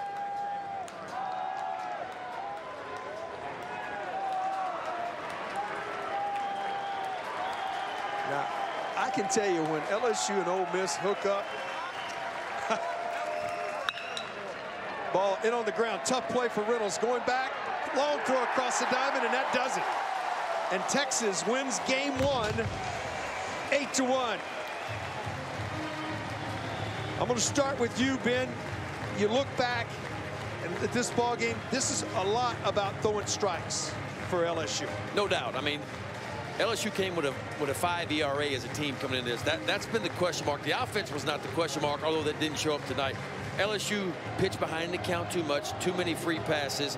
And Texas, I tell you what, for a team that wasn't hitting real good coming in, they showed me a lot. You mentioned the foul balls. They fought off some tough pitches, and then when LSU made mistakes, they put a barrel on it for some base hits. So it was a big-time offensive performance for Texas, and LSU's going to have to do better. I mean, that pitching staff is going to have to get more consistent than what it is. And Greg, on the other side of that, Bryce continues to be outstanding. Well, Bryce was outstanding. You can do that when you're making pitches, balls down, using all your pitches. But a big point in this ball game, 5th inning, runners on 2nd and 3rd, and he got Duplantis to strike out looking. That changed the whole complex of the game. He was on his game again tonight, and fortunately for Texas, they were able to get the 5 there in the 7th. So Texas gets game 1. Still 2 more to go in the series. Well, you look at this series, this is going to be a real opportunity. And you can see, how about this right here? Those 3 guys in the outfield. Little backflip from Duke Ellis. Opposite field 2-run homer. Big blow in this ballgame. And I tell you what, our final score here tonight, Texas 8, LSU 1. Join us tomorrow for game 2, 3:30 Central, right here on LSN. For Greg Swindell and Ben McDonald, good night from Disch-Falk Field.